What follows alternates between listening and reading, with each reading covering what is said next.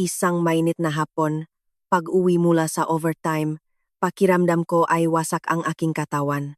Halos 10 minuto pa lang ang nakalipas matapos kong buksan ang aircon, biglang pinatay ang aking biyenan ang circuit breaker habang nagrereklamo. Sa bahay na ito, hindi namin sinusuportahan ang mataong gusto lang magpakasasa sa buhay. Nang walang sinasabi, pinutol ko ang kuryente at tubig. Nagempake ako at umalis kaagad. Simula nun ang tag-araw sa Maynila. Ang araw ay bumabalot sa aspalto mega kalsada na parang nagbubuhos apoy. Ang mainit na hangin na nanggagaling sa itim na aspalto ay nagpaparamdam sa sinuman sa kalye na mangarap ng isang pirasong lilim para lang makahinga.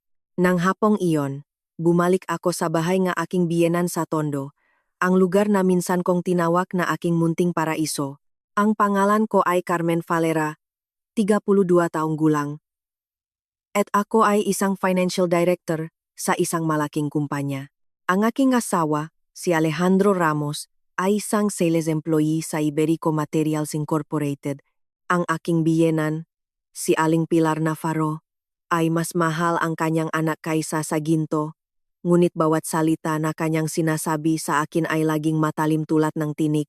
Mula nang maging manugang ako, ang routine ko ay magtrabaho sa umaga, umuwi para magluto sa gabi, at tuwing weekend ay kailangan kong maghanda ng tanghalian. Dahil, ayon sa kanya, ang isang manugang ay dapat marunong magpanatiling ang kusina sa buong operasyon. Nang linggo ngang umaga, habang nililinis ko ang isda at inihahanda, ang masangkap para sa isang pisto manchego at bacalao chon tomate, nagmadali ang telepono sa opisina. Nagkaroon error sa mga dokumento, nik pagbabayad, ni isang project sa pagtatapos niks buwan. Kailangan kong pumunta sa opisina kaagad. Bago ako umalis, nagpadala ako ni text message kay Alejandro. Mahal, mag-overtime ako ngayong tanghali.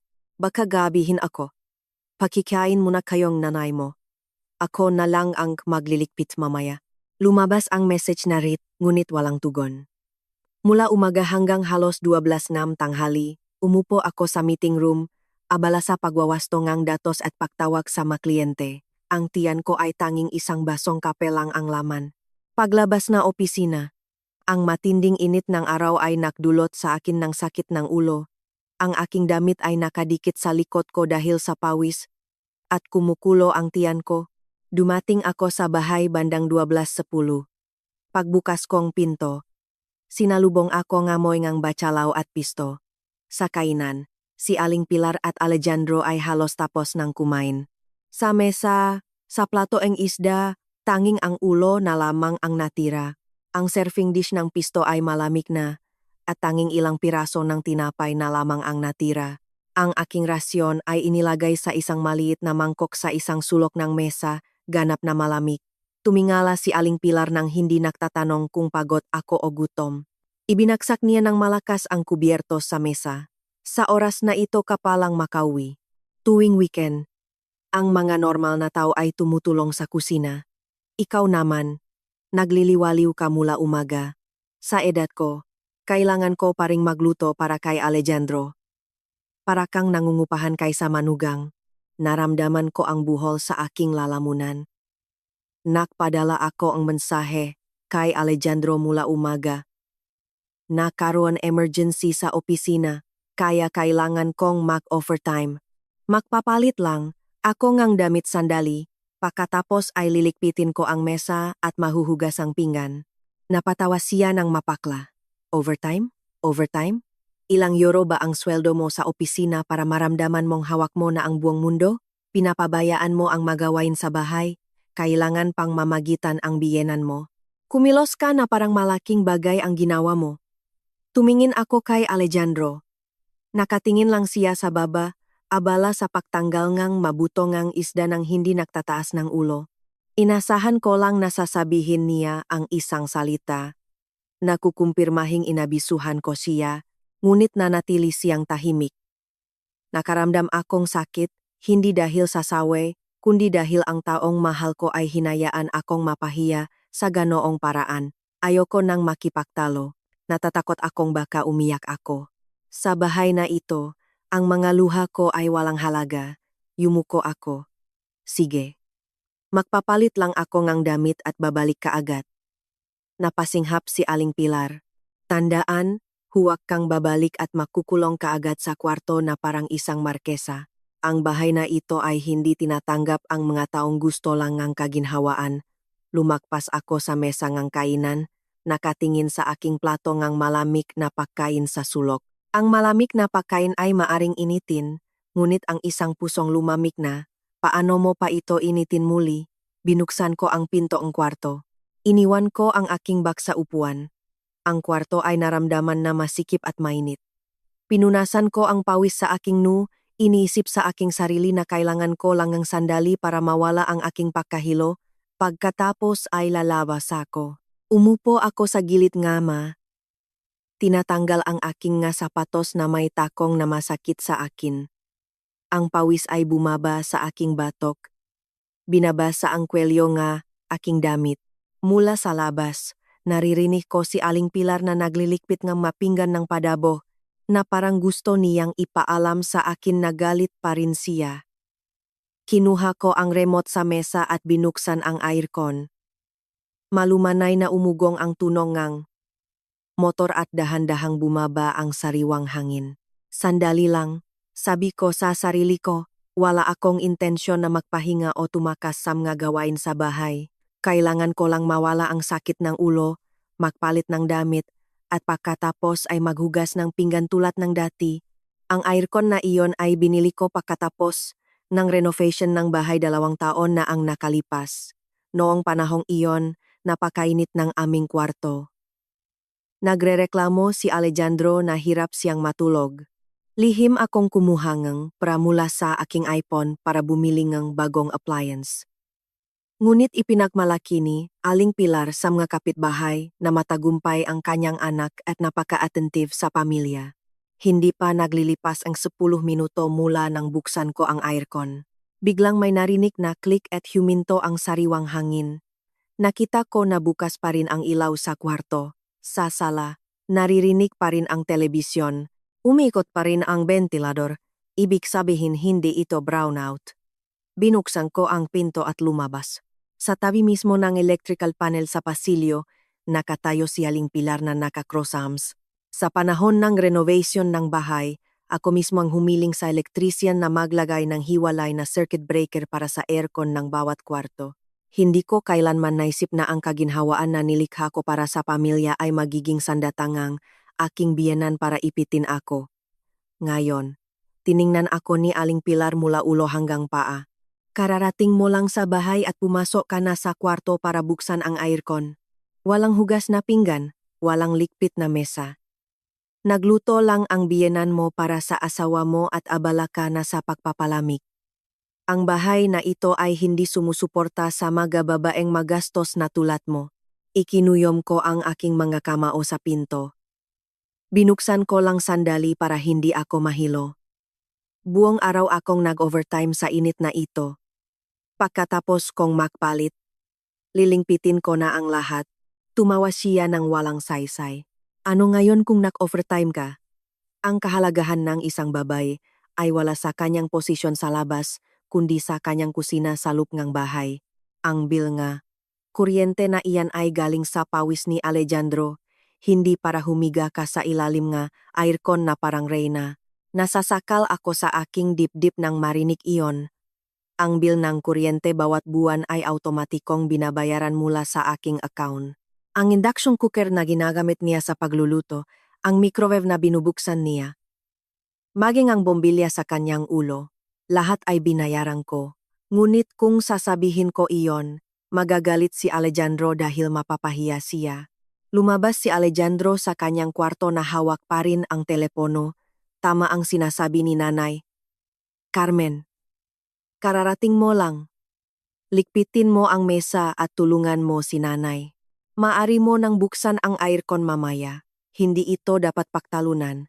Tiningnan ko siya ng diretso, nahahanap ngang kahit kaunting awa sa kanyang mamata, ngunit wala akong nakita. Tanging inis at ang ugali niyang hayaan akong magbigay. Tinanong ko siya ng mahina, Alejandro, Nabasa mo ba ang mesasye ko kaninang gumaga? Nanahimik si Alejandro sandali. O, ano nga yon? Kung sinabi mong late ka, hindi ibig sabihin na maari ka nang magpahinga bago si nanay. Ang linyang iyon ay tumama sa aking dibdib na parang malaking bato. Hindi ako nagtatrabaho para tumakas sa kusina. Sinusubukan ko lang na walang kakulangan sa bahay na ito, ngunit ang natatanggap ko ay ang pagpapababangang circuit breaker at isang asawang ipinagtatanggol ang taong kakapahiyalang sa akin. Wala na akong sinabi pa. Tinalikuran ko siya at pumasok sa kwarto. May isang bagay sa loop ko ang namatay na. Mas malamig pa kaysa sa kwarto na wala ng hangin. Izinara ko ang pinto ng gawalang pagibagsak. Ngunit ang tunog na kandado ay narinig na malamig. Sa salamin, tiningnan ko ang sarili ko, tuwid ang buhok dahil sa pawis, tuyo ang malabi, namumula ang mga mata dahil sa pagod. Iniisip ngang babaeng ito na kung magiging pasensyosa siya, masipag, at magbibigay ngang marami. Mamahalin siyang kanyang biyenan at may intindihan siyang kanyang asawa, lumabas na mali siya. Yumuko ako, kinuha ang isang brown na maleta mula sa ilalim ng aparador. Ang magulong nito ay tumama sa manggatile, lumilihang ngang isang tuyong tunok na parang tunok ngang lumang pinto na bumukas pagkatapos ngang maraming taon na nakasarado. Wala akong pagmamadali, inilagay ko ang ilang office suits, ilang simpleng damit. Isang kahon ng personal na dokumento, ang aking savings passbook, at isang maliit na bag na may mga alaala mula sa aking ama. Mula sa labas ng pinto, narinig ang boses ni Alejandro. Carmen, ano ang ginagawa mo sa loob diyan? Hindi ako sumagot. Nakapagtataka. Habang tinutupi ang bawat damit, hindi ako umiyak. Marahil ang aking maluha ay naubos na sa loop ngang maraming taon ng pagkain ng malamig na tira, pakikinig sa malulupit na salita, at pagtulog sa tabi ng isang asawang ang puso ay laging nasa panig ng kanyang ina. Binuksan ni Alejandro ang pinto at pumasok. Ang kanyang mga mata ay nakatuon sa maleta, pagkatapos ay kumunot ang kanyang galit na naman dahil lang sa aircon, kumilos ka na parang katapusan ng mundo. Matanda na si nanay. Kung magsalita siya ng sobra, intindihin mo na lang, aling kasal ba ang walang mapagsubok? Tumingin ako sa kanya. Para sa iyo, lahat ng problema ko ay walang kwentang salita. Nanahimik si Alejandro at pagkatapos ay bumuntong hininga. Pagod na ako. Huwag kang mag-exaggerate. Itago mo ang maleta. Lumabas ka para kumain. At pagkatapos ay tulungan mo si nanay maglikpit. Hindi dapat pinalalaki ang mga problema sa bahay. Maririnig pa ang kapitbahay at nakakahiya. Mahina akong natawa. Kahit ngayon, ang kinatatakutan niya ay ang sismis ng mga kapitbahay, hindi ang nasirang damdamin ng kanyang asawa. Sabi ngang kasabihan, ang mga maruming labada ay sa bahay nilalabhan. Kaya, sa lahat ng oras na ito, pinrotektahan ko ang kanyang dangal na parang pinakamahalagang damit. Sa kasamaang palad, ang damit na iyon ay bulok na salup. Dumating din si Aling Pilar at tumayo na nakapamulsa sa pintuan. Tiningnan niya ang aking maleta at ngumiti ng mapakla. Ang tapang mo. Ngayon ay naglakas loob kang magbanta na alis. Umalis ka. Gusto kong makita kung gaano kakatagal makatis. Kapag umalis ka sa bahay na ito, malalaman mo kung gaano kahalaga ang pagkain at tirahan na binibigay ng asawa mo. Sa bahay na ito, may sobra na isang tao na nag-aaksaya ng kuryente at tubig. Kaya mas gagaan ang aking pasanin. Inilagay ko ang huling damit sa maleta, sinara ang kalahating zipper, at kinuha ang aking telepono. Huminto ang daliri ko sa isang pangalan na matagal ko nang hindi tinatawagan. Senyor Mendoza. Mabilis na sinagot ang telepono sa kabilang linya. Sabihin po, Mendoza po ito. Huminga ako ng malalim. Senyor Mendoza, humihingi po akong pabor na ihanda ang madokumento para mabawi ang bahay sa Tondo. Hindi ko nahahayaan si Aling Pilar at Alejandro na patuloy na manirahan sa aking gastos. Nakaroon ngang ilang segundo ngang katahimikan. Pagkatapos, ang boses ni Senyor Mendoza ay tumunog ng malalim sa pagitan ng awa at na parang matagal na niyang hinihintay ang linyang ito. Sa wakas ay natauhan ka na, ihahanda ko kaagad. Manatili kang kalmado at ipobaya mo sa akin ang lahat. Sumagot ako ng mahina. Sige po. Salamat po. Tinitigan ako ni Alejandro. Sa unang pagkakataon, nakpakita ang kanyang maamatangang pakalito. Bawiin ang bahay? Anong ibig mong sabihin? Sino ang tinawagan mo? Ano ang pinaksasabi mo? Hindi pa rin naiintindihan ni Aling Pilar. Tumawa siya ng mapakla. Ngayon ay naglalabas kang kwento tungkol sa mga papel. Sa tingin mo ba sa isang tawag ay matatakot mo kami? Bahay ito ni Alejandro. Ikaw ay manugang lang na dumating pagkatapos. Kilalanin mo ang iyong lugar. Ang mga salitang iyon, kilalanin mo ang iyong lugar ay sumampal sa akin. Sa loob ng maraming taon, pinilit kong malaman ang aking lugar bilang manugang, pinapanatili ang pagiging magalang, pagiging alam kung paano kumilos. Ngunit tila sa bahay na ito ay walang sinuman ang nakakaalala ng kanilang lugar upang maging mabait sa akin. Tumayo ako at hinila ang zipper ngang maleta hanggang sa ganap na itong sumara. Umabante si Alejandro para hawakan ang aking kamay. Carmen, ipaliwanag mo muna kung anong koneksyon mo sa bahay na ito. Inalis ko ang aking kamay mula sa kanya. Mabagal? Ngunit sapat upang maunawaan niya na mula sa segundong iyon ay wala na siyang karapatang hawakan ako tulad ngang dati. Malalaman mo sa lalong madaling panahon, ang boses ni Aling Pilar ay naging mas mabangis. Alam mo ba kung ano? Huwag kang magdrama sa harap ko. Tamat at magastos na babae, isang walang utang na loob na manugang. Paglabas mo, huwag ka nang bumalik para magmakaawa. Tiningnan ko siya sa unang pagkakataon nang hindi yumuyuko. Huwag kang mag-alala. Sa pagkakataong ito ay aalis ako para hindi maging pabigat. Ibinabalik ko lang ang aral na itinuro mo sa akin. Nanahimik ang kwarto. Nanginginig si Alejandro. Samantala, pinisil ni Aling Pilar ang kanyang malabi ng walang masabi para mang-insulto. Kinuha ko ang maleta mula sa kwarto. Ang magulong ay umikot sa mga tile. Bawat peg-ikot ay parang countdown sa mga araw na mali akong nanirahan sa sarili kong bahay. Hinila ko ang aking maleta patungo sa sala.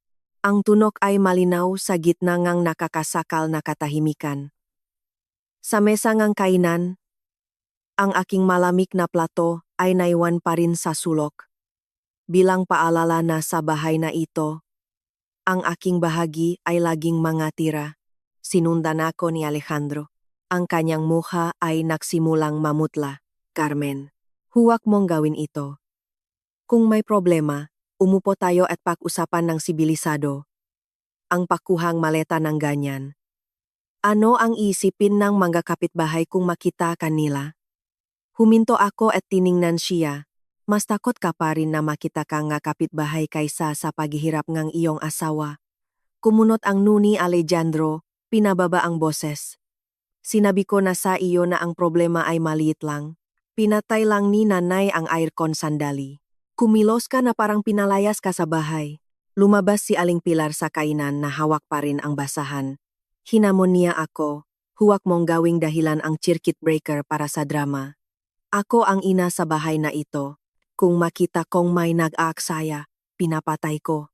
Kailangan ko pa bang humingi ng permiso sa iyo? Tiningnan ko ang babaeng salop ng maraming taon ay itinuring ang sarili bilang ganap na may-ari ng tahanan na ito. Nakatayo siya doon, ang kanyang boses ay mataas pa rin. Ang kanyang tingin ay tinuturing pa rin akong manugang na dapat sumunod. Hindi niya alam na ang matile na kanyang tinatapakan. Ang bagong renovate na bubong, ang kusina kung saan siya nagluluto. Lahat iyon ay gawa nga aking pawis. Iniwan ko ang maleta malapit sa pinto at kumuha ngang maliit na susi mula sa aking bag. Tiningnan ito ni Alejandro nang may pakdududa. Anong susi iyan?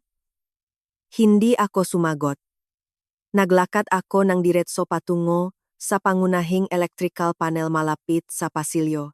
Sa panahon ng renovation, ako ang nagbantay sa mga elektrisyan araw-araw. Kabisado ko bawat kable at bawat switch. Dati, abala si Alejandro sa pag-imbite ng mga kliyente. Sabi ni Aling Pilar na ang mausapin sa renovasyon ay para sa malalaki, ngunit sa huli, ako ang nagbayad, nagbantay, at naglinis ng alikabok. Binuksan ko ang kahon ng electrical panel. Mabilis na lumapit si Aling Pilar. Hoy, ano ang gagawin mo? Binaba ko ang pangunahing switch. Lahat ng ilaw sa bahay ay nawala. Ang umikot na ventilador ay huminto kagad. Ang screen ng telebisyon ay naging itim. Maging ang bombangang tubig sa likod ay nanahimik. Ang nakakasakal na init ay biglang sumalakay sa amin, mabigat tulad ng basang kumot na inihagis sa aming mga ulo. Sumigaw si Aling Pilar. Diyos ko, ano ang ginawa mo? Ibalik mo kaagad. Sumugot si Alejandro, ngunit naisara ko na ang pinto ng electrical panel gamit ang susi. Hinila niya ito ng malakas, at pagkatapos ay tiningnan ako. Carmen, nabaliw ka na ba? Bahay ko ito. Anong karapatan mo para putulin ang kuryente? Hindi ako kaagad sumagot. Naglakad ako patungo sa likod bahay at isinara ang pangunahing balbulang tubig. Ang tunog ng tubig sa mga tubo ay huminto kaagad. Bumalik ako sa loop. Tumayo sa gitna ng sala at tiningnan silang dalawa. Ang mukha ni Aling Pilar ay namumula dahil sa init at galit. Talaga kang walang hiya. Bilang manugang, naglakas loop kang putulan ng kuryente at tubig ang iyong biyenan. Sino ka sa tingin mo? Tiningnan ko siya ng diretso sa mata.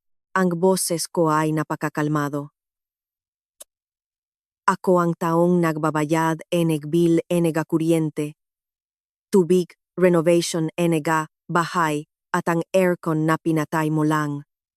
Ako rin ang legal na mayari enega, bahay, na ito. Ang sala ay biglang nalubog sa katahimikan. Nagulat si Alejandro. Ano ang sabi mo? Napatawa ng mapakla si Aling Pilar, ngunit ang kanyang tawa ay hindi na kasing tiwala tulad ng dati. Maging sa pagsisinungaling, kailangan mong malaman, bahay ito ni Alejandro. Sinabi niya sa akin na binili niya ng hulugan na pinarenovate niya para sa kanyang ina, wala kang ambag kahit isang sentimo. Huwag kang mag-angkin ng mamerito.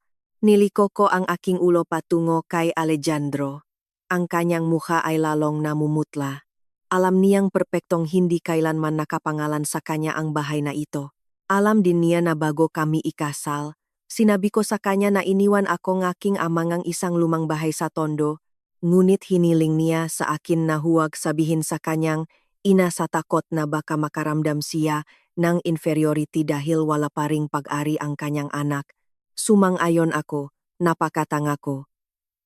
Naisip ko na ang pagprotekta sa dignidad ng asawa ay bahagi ng pagpapanatili ng kaligayahan ng pamilya. Alejandro, sabihin mo sa nanay mo kung kaninong bahay ito, nautal si Alejandro. Matagal na walang lumabas na salita. Tiningnan ni Aling Pilar ang kanyang anak ng marahas. Alejandro, totoo ba ang sinasabi niya? Sagutin mo. Anak. Yumuko si Alejandro. Ang kanyang katahimikan ay isang sagot. Humakbang paatras si Aling Pilar. Ang kanyang kamay ay kumapit sa likod ng upuan. Ang pawis ay nagsimulang bumasa sa kanyang noo. Ang bahay na walang ventilador, walang ilaw, walang tubig, ay biglang naramdaman na napakasikip at nakakasakal. Hinila ko ang aking maleta, papalapit sa pinto. Binibigyan ko kayo ni Alejandro ng 7 araw para mag-empake.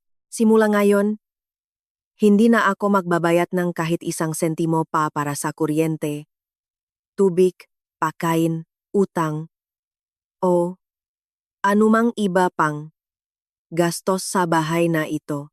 Lumapit si Alejandro, lumambot ang kanyang boses. Carmen, huwag mong gawin ito. Ang maproblema ay maaring pag-usapan.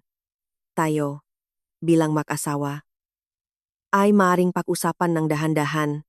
Tiningnan ko ang kanyang nakalahat na kamay, ang parehong kamay na dati ay may hawak na cellphone habang inaako-ako ngang kanyang ina na parang isang estranghero.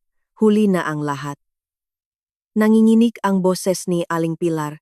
Talaga bang palalayasin mo kami sa bahay na ito? Isinabit ko ang aking bag sa balikat. Hinawakan ng aking kamay ang hawakan ng maleta at binikas ko ang bawat salita ng malinaw. Hindi ako ang nagpapalayas sa inyo. Itinuro ninyo sa akin na ang bahay na ito ay hindi tumatanggap nga magataong magastos, kaya ibinabalik ko sa inyo ang bahay ayon sa inyong kagustuhan, walang aircon, walang telebisyon, walang tubig na gagastusin ayon sa inyong kagustuhan, at walang manugang na maaring apihin. Binuksan ko ang pinto at lumabas. Sa likod ko, ang boses ni Alejandro ay tinawag ang pangalan ko ng may takot, habang ang boses ni Aling Pilar ay mahina sa madilim na kwarto. Ang araw sa labas ay mainit pa rin, ngunit sa unang pagkataon sa loob ng maraming taon, naramdaman kong nakahinga ako. Lumabas ako sa gate, hinihila ang maleta sa eskinita. Ang init ng hapon ay sumasalamin sa mga bubong ng yero sa makabilang panik ng kalye, lumilikha ng nakakasakal na init na parang ang buong mundo ay nasa isang hurno. Gayunpaman, kung ihahambing sa madilim na sala na iniwan ko, ang init sa labas ay mas nakakaginhawa. Sumakay ako ng taxi. Tiningnan ako ng driver at siguro ay inakala niyang may nangyari lang, kaya mahina lang siyang nagtanong. Saan po tayo, ma'am? Nanahimik ako. Ang simpleng tanong na iyon sa sandaling iyon ay hindi ko kaagad masagot. Sa loob ng maraming taon, inakala kong ang bahay na iyon ang aking tahanan, bagamat bihira akong may sumasalubong doon ng may magandang salita. Binigyan kong pangalan ang isang maliit na hotel sa sentro ng lungsod, sa gitna ng Grand Central, kung saan karaniwang nagpapareserba nga, makwarto ang kumpanya para sa makliyente. Umusat ang kotse, iniiwan ang kapitbahayan na pamilyar na sa akin. Sa salamin sa likuran, nakita ko si Alejandro na tumakbo patungo sa gate at huminto. Hindi niya ako hinabol. Marahil ay iniisip pa rin niya na alis lang akong ilang araw at babalik ako ng kusa, nilulunok ang lahat ng sakit sa katahimikan, tulad ng dati kong ginagawa. Isinandal ko ang aking ulo sa upuan, nakatingin sa trapiko sa labas. Ang matao ay nakmamadali, nakunahan, lahat ay may patutunguhan. Ako naman, sa unang pagkakataon pagkatapos ng 4 na taon bilang asawa, kailangan kong matutong lumakat patungo sa aking sarili. Hindi masyadong marangya ang hotel, ngunit malinis at tahimik. Tiningnan akong resepsyonis nang may awa nang makita niyang nanginginig ng kaunti ang aking makamay habang pumirma ako sa rehistro. Pumasok ako sa kwarto at isinara ang pinto. Napakatahimik ng kwarto na naririnig ko ang patuloy na pag-ihip ng aircon. Umupo ako sa kama, nakatingin sa maleta sa tabi ko. Wala ang boses ni Aling Pilar na tumatawag mula sa kusina. Wala ang boses ni Alejandro na nagrereklamo, humihiling na huwag kong galitin ang kanyang ina. Wala nang nagtatanong kung bakit hindi ko pa nahuhugasan ang pinggan, kung bakit hindi ko pa nalalabas ang labada, kung bakit huli akong umuwi mula sa trabaho. Sa unang pagkakataon, hindi ako naramdaman na nag-isa ang katahimikan. Nagbigay ito sa akin ng espasyo para huminga. Naligo ako. Nagsuot ng malinis na damit at nag-order ng mainit na sabaw ng manok. Nang dalhin ito ng waiter, umuusok pa rin. Ang nakakaginhawang amoy ay bumalot sa kwarto. Nang kumuha ako ng kutsara, bigla akong nakaramdam ng init sa aking mamata. Isang ordinaryong sabaw lang iyon, ngunit kinain ko ito na parang isang taong matagal nang hindi tinatrato ng maayos. Naalala ko ang maunang araw bilang manugang. Ang kusina sa bahay ni Alejandro noon ay napakaluma. Ang madingding ay itim sa usok. Ang lababo ay tumutulo. Sa bawat pagkakataon na malakas ang ulan, bumabaha ang likod bahay. Gumastos ako ng pera para irenovate ang kusina, palitan ang matubo, bumili ng bagong ref, maging ang set ng kainan. Ngunit sa harap ni Aling Pilar, hinayaan kong sabihin ni Alejandro na lahat ay binayaran mula sa kanyang ipon. Nang install ng technician ang bagong aircon, ngumiti si Aling Pilar nang may pagmamalaki sa mga kapitbahay. Napakabait ng anak ko, bagong kasal pa lang at pinarenovate na ang bahay para sa kanyang ina. Ako, na nahuhugas ang baso sa kusina, ay ngumiti lang nang marinig iyon. Noong panahong iyon, inakala kong mag-asawa kami. Ang pagod ng sinuman sa amin, ay isang pinaksamang pagod. Hanggat mapayapa ang pamilya, hindi mahalaga sa akin ang kaunting sakripisyo. Ngunit unti-unti, ang sakripisyo na iyon ay naging obligasyon na magbigay ng buong buhay. Nagbayad akong kuryente. Sabi niya na ako ay magastos. Nagbigay ako ng pera para sa pamimili. Sabi niya na hindi ako marunong mag-manage. Nagtatrabaho ako para kumita ng pera. Sabi niya na pinapabayaan ko ang kusina. Nasa bahay ako nagluluto. Sabi niya na wala akong ambag. Sabi nila na ang isang beses na pagbibigay ay nagdudulot ng kapayapaan. Hindi ko alam kung ilang beses akong nagbigay, ngunit walang kapayapaan ang dumating. Ang tanging nakuha ko ay ang pagkapunit ng aking puso. Nag-vibrate ang aking cellphone? Si Senyor Mendoza ito. Sinagot ko. Ang kanyang boses ay malalim at kalmado. Nasaan ka ngayon? Ligtas ka ba? Nasa hotel ako, okay lang ako. Nanahimik siya sandali at pagkatapos ay sinabi, kumpleto na ang mapapel ngang bahay. Ito ay isang ari-arian na minanamo mula sa iyong ama bago magpakasal. Walang sinuman ang may karapatang mag-claim nito. Bukas, ipapadala ko ang opisyal na abiso, manatili kang kalmado. Tumingin ako sa bintana. Ang lungsod ay nababalutan ng ilaw sa gabi. Ang mailaw sa kalye ay parang maliliit na ilog. Senyor Mendoza, nakamali ba ako? Kung mula pa sa simula ay naging tapat ako, marahil ay hindi ako ginanon. Ang kanyang boses ay lumambot. Carmen, ang mabubuting tao ay hindi. Kailangang malaman na mayroon kang pera para tratuhin ka ng mayos. Sa kabilang banda, ang mga may masamang puso, kahit ibigay mo pa ang lahat ng iyong kayamanan, ay laging mararamdaman na kulang pa rin. Hindi ako nakasagot. Ang linyang iyon ay tumama sa pinakamalalim na sugat sa aking puso. Pagkatapos kong ibaba ang telepono, binuksan ko ang maliit na bag na may mga alaala ng aking ama. Sa loob nito ay may isang lumang litrato. Nakatayo ang aking ama sa harap NG Valera Construcciones Inc. Nang itatakpa lang ang kumpanya. Sa likod ng litrato, isinulat ng aking ama ang isang pangungusap. Anak ko, ang mamuhay ng may kapakumbabaan ay mabuti, ngunit huwag mong hahayaan ang sinuman na tapakan ang iyong dignidad. Binasa ko ang linyang iyon ng paulit-ulit. Sa wakas, bumuhos ang aking maluha, ngunit hindi na ito luhang ang kahinaan. Naramdaman ko na parang nilinis ng ulan ang alikabok na matagal nang nakadikit sa aking puso.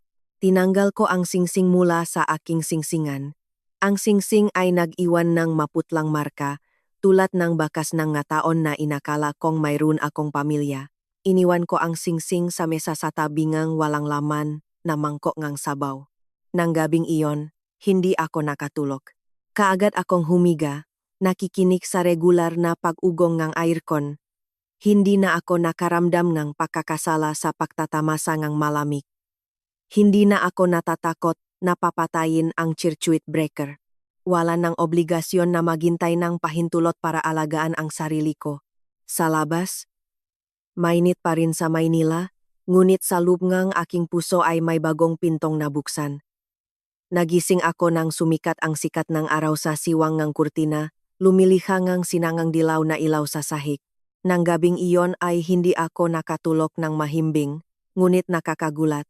Hindi na ako nagulat sa ingay ng maplato o sa sigaw ni Aling Pilar mula sa kusina. Napakatahimik ngang kwarto sa hotel, tanging ang mahinang bulong ngang trapiko sa malayo ang naririnig. Kinuha ko ang aking cellphone, puno ang screen ng mga missed calls. 17 mula kay Alejandro, 9 mula kay Aling Pilar. May 3 voice message at ilang text message. Ang ilan ay naninisi, ang ilan ay nagmamakawa, ang ilan ay nag-utos. Binuksan ko ang unang mensahe ni Alejandro. Nasaan ka? Huwag mong palakihin ang problema. Buksan mo ulit ang ilaw at tubig. Umuwi tayo at mag-usap. Ang pangalawang mensahe ay mas malumanay. Alam kong sumobra si nanay kahapon, pero hindi mo rin dapat pinutol ang ilaw at tubig. Matanda na si nanay, hindi niya kayang tiisin ang init na ito. Binasa ko ito at nakangiti lang ng mapakla. Nang umuwi ako mula sa overtime tanghali na, pagod at mainit, at pinatay ngang kanyang ina ang aircon. Sinabi niya na tama ang kanyang ina. Ngayon na mainit ang kanyang ina, bigla niyang naalala na matanda na ito. Nag-click ako sa voice message ni Aling Pilar. Ang kanyang boses ay paos, ngunit mayroon pa ring katangiang iyon ng reklamo na halo-halo sa pagsisi. Carmen, ibalik mo ulit ang ilaw at tubig. Matanda na ako. Paano ko kakayanin ang init na ito? Kahapon ay sandali lang ang galit. Bakit mo pinalalaki ng husto? Madilim ang bahay, walang tubig, napakatigas ng puso mo. Iniwan ko ang cellphone sa mesa. Biglang umaling-awngaw sa aking ulo ang linyang sinabi niya. Hindi tumatanggap ang bahay na ito ng babaeng magastos na tulad mo. Kahapon ay napaka-arogante niya. Ngayong umaga, nang walang ventilador at tubig, naalala lang niya ang mga ugnayang pampamilya. Sa sandaling iyon, may tumawag na hindi kilalang numero. Sa una, nakalangan akong sagutin, ngunit nakita kong pamilyar ang prefix. Sinagot ko, "Hello, Carmen po ito. Ako si Rosa, ang kapitbahay ngang biyenan mo." Agad akong umupo ng tuwid. Aling Rosa. Ano po ang nangyayari? Bumaba ang boses ni Rosa na parang natatakot na may makarinig sa kanya. Mula pa kaninang umaga ay magulo sa bahay niyo. Sumisigaw si Aling Pilar sa pinto. Sabi niya, malupit ka raw na manugang na naglakas loob kang putulin ang ilaw at tubig niya. Hindi maganda ang narinig ko, kaya tinawagan kita. Okay ka lang ba? Nanahimik ako ni silang segundo. Sa kapitbahayan na iyon, hindi may tatago ang mga sikreto. Dati, ang pinakakinatatakutan ko ay ang sismis ng mga tao tungkol sa akin. Ngayon, napagtanto ko na ang nakakatakot ay hindi ang bibig ng iba, kundi ang mamuhay ng mapait ng napakatagal dahil lang sa takot sa sasabihin ng iba. Okay lang po ako, Aling Rosa, medyo pagod lang po. Bumuntong hininga si Rosa, maraming taon na akong nakatira sa tabi. Alam kong napakapasensyosa mo, nakita kitang umuwi ngang 10 ngam gabi na may dalang pinamili, at pinagalitan ka pa rin ng biyenan mo sa pinto. Kahit kami sa labas ay naawa. Imagine ka pa. Well anak, gawin mo ang tama. Huwag mong hayaan na tapakan ka pa rin ng iba. Ang isang simpleng linya mula sa isang kapitbahay ay nakpatinding ang aking nga mata. Lumalabas na hindi ito dahil walang nakakita, kundi dahil niloloko ko lang ang sarili ko sa pag-isip na ang pagbibigay ay magdadalangang kapayapaan. Pagkatapos kong ibaba ang telepono, nagilamos ako, nagsuot ng formal na damit at sumakay ngang taxi patungo sa opisina ni Senyor Mendoza. Ang kanyang opisina ay nasa isang tahimik na kalye sa kapitbahayan N, Salamanca, walang malalaking karatula, tanging isang maliit na tansong plaka na may pangalan N Law Firm. Pagpasok ko, nakatayo na ang isang sekretarya para salubungin ako na parang alam na niya na darating ako. Nakaupo si Senyor Mendoza sa kanyang opisina. Mas marami na siyang puting buhok mula nang huli kaming makita. Sa kanyang mesa ay may tumpok ngasul na folder. Sa kanyang tabi, isang tasangang kape na umusok pa rin. Umupo ka, Hija. Umupo ako. Itinulak niya ang folder patungo sa akin. Ang titulong lupa sa tondo, ang kontratang ang pagbili at pagbebenta, at ang mga dokumento na nagpapatunay na ang ari-arian ay isang pribadong ari-arian bago ang kasal. Kumpleto na ang lahat.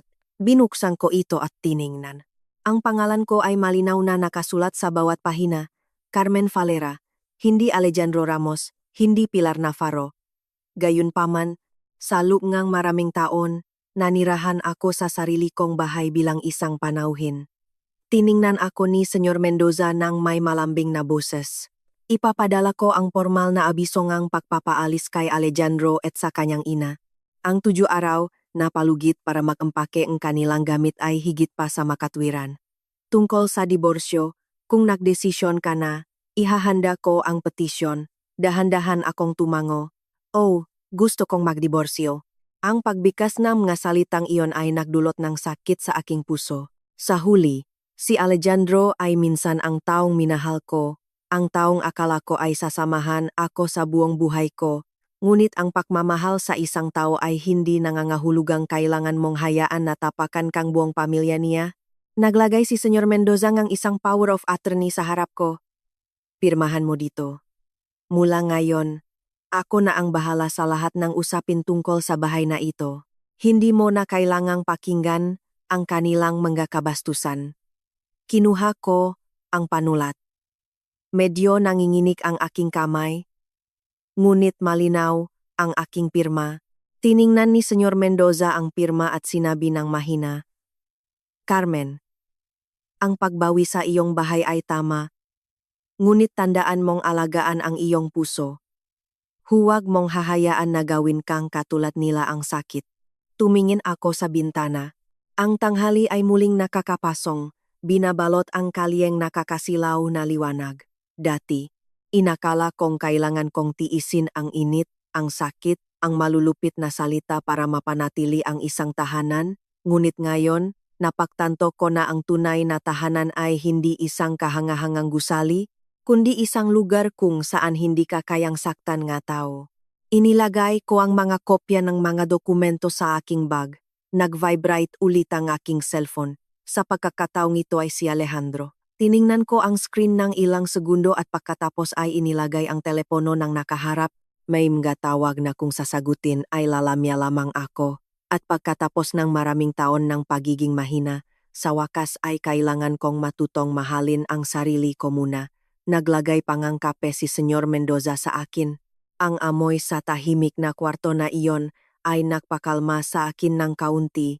Sa dingding sa harap ay may nakasabit na lumang litrato. Sa litratong iyon, nakatayo ang aking ama, si Don Arturo, sa tabi ni Senyor Mendoza at NG iba pang kasosyo sa magaunang araw NG Valera Construcciones Inc. Noong panahong iyon, itim pa ang buhok ng aking ama, isang magilih na ngiti, ngunit isang mapanuring tingin.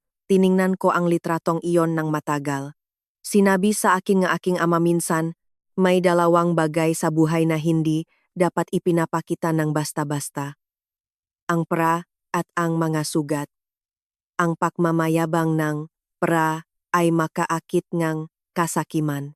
Ang pagpapakita ng mga sugat ay hindi laging makdudulot ng simpatya, kung minsan ay magiging dahilan lamang ng panunuya. Pagkatapos ng pagkamatay ng aking ina, gumanap ang aking ama bilang pareho para sa akin. Itinadyo niya ang Valera Construcciones mula sa isang malit na hardware store sa Getafe, batay sa tiwala. Minsan, tinanong ko siya kung bakit, kahit mayaman, kumakain pa rin kami ngang simpleng chochido. Tumawa siya. Anak, ang makaron ng pra ay hindi nangangahulugang may klase. Ang taong makapagpapanatilingang kanyang integridad ang tunay na marangal. Nang makasakit siya ng malubha, tinawag niya ako sa kanyang kwarto, hinawakan ang aking kamay at ibinigay sa akin ang kanyang huling tagubilin. Ipinamana niya sa akin ang masyeres ng kumpanya, ang bahay sa Tondo, at iba pang ari-arian, ngunit gusto rin niya na magtrabaho ako mula sa ibaba, na maranasan ang mga pagtaas at pagbaba at matutong humusga sa mga tao sa aking sariling mga mata. Natatakot ang aking ama na kung mamumuhay ako ng masyadong comfortable, hindi ko malalaman kung sino ang tunay na nagmamahal sa akin at sino lang ang naghahanap ng anino ng pera. Sinunod ko ang payo ng aking ama. Pagkatapos ng kanyang kamatayan, hindi ko kinuha ang aking posisyon sa Valera Construcciones. Nag-apply ako bilang financial director sa isang subsidiary. Nagtatayo ng aking karera sa aking sariling kakayahan. Sa labas, Carmen Valera lang ako, isang ordinaryong babay, walang mamahaling kotse, walang branded na damit, walang driver. Nakilala ko si Alejandro nang nakmanage siya ng isang capital loan para sa isang kumpanya. Noong panahong iyon, isa siyang baguhang sales employee. Ang kanyang makamisa ay laging plansado ng maayos. Magalang siyang magsalita at madalas na tumutulong sa iba na magdala ng madokumento. Nang dinala ako ni Alejandro para ipakilala sa kanyang ina, tiningnan ako ni Aling Pilar mula ulo hanggang paa at diretsong nagtanong, ano ang trabaho nga iyong mga magulang? Nasaan ang bahay mo? Ang mga babae ngayon ay napakatalino, wala silang anuman, ngunit gusto nilang samantalahin ang mga lalaki sa siyudad. Nagulat ako, ngunit sa sandaling iyon ay hinawakan ni Alejandro ang aking kamay sa ilalim ng mesa at sinabi, "Ma, huwag kang magsabi ngang ganyan. Mabuting tao si Carmen. Mahal ko siya dahil sa kung ano siya, hindi dahil sa kanyang pera. Dahil lang sa linyang iyon, naniwala ako na napili ko ang tamang lalaki. Marahil ang mga babae kapag nagmamahal ay madaling lumambot sa magaganoong bagay. Isang pagtatanggol lang sa simula ay sapat na para makalimutan natin ang maraming bagay na dapat nating bigyan ng pansin. Bago kami ikasal, sinabi ko kay Alejandro na ipinamana kong aking ama ang isang lumang bahay sa Tondo. Matagal na nanahimik si Alejandro at pagkatapos ay sinabi, "Huwag muna nating sabihin kay nanay." Buong buhay niya, gusto lang niyang makita na may halaga ang kanyang anak. Kung malalaman niyang sa iyo ang bahay, malulungkot siya at isipin niyang wala akong kwenta. Sa awa ko sa kanya, naramdaman ko iyon. Naisip ko na ang mag-asawa ay iisa. Hindi mahalaga kung sino ang nasa harap o nasa likod. Hinayaan kong sabihin ni Alejandro sa kanyang ina na binili niya ang bahay ng hulugan at naire-renovate namin ito ng makasama. Nang ipakmalaki ni Aling Pilar ang kanyang kahangahangang anak, ngumiti lang ako ng tahimik. Mula nun, ang imahe ni Alejandro bilang haliging pamilya ay lumaki, habang ako ay unti-unting lumiliit sa paningin ng aking biyenan. Si Aling Pilar ay lalong naging kumbinsido na kahanga-hanga ang kanyang anak at itinuring na ako ay maswerte na nakapasok sa kanilang pamilya. Si Alejandro, nasa simula ay hindi komportable, ay nasanay sa paglipas NG panahon. Nasanay siya sa mapapuringang kanyang ina. Nasanay siya na ilagay ang kanyang asawa sa pangalawang lugar. Nasanay siya na makatanggap ngang papuri para sa isang pagod na hindi sa kanya. Tiningnan ako ni Senyor Mendoza na parang nababasa niya ang aking mga iniisip. Huwag mong sisihin ang sarili mo ng buo.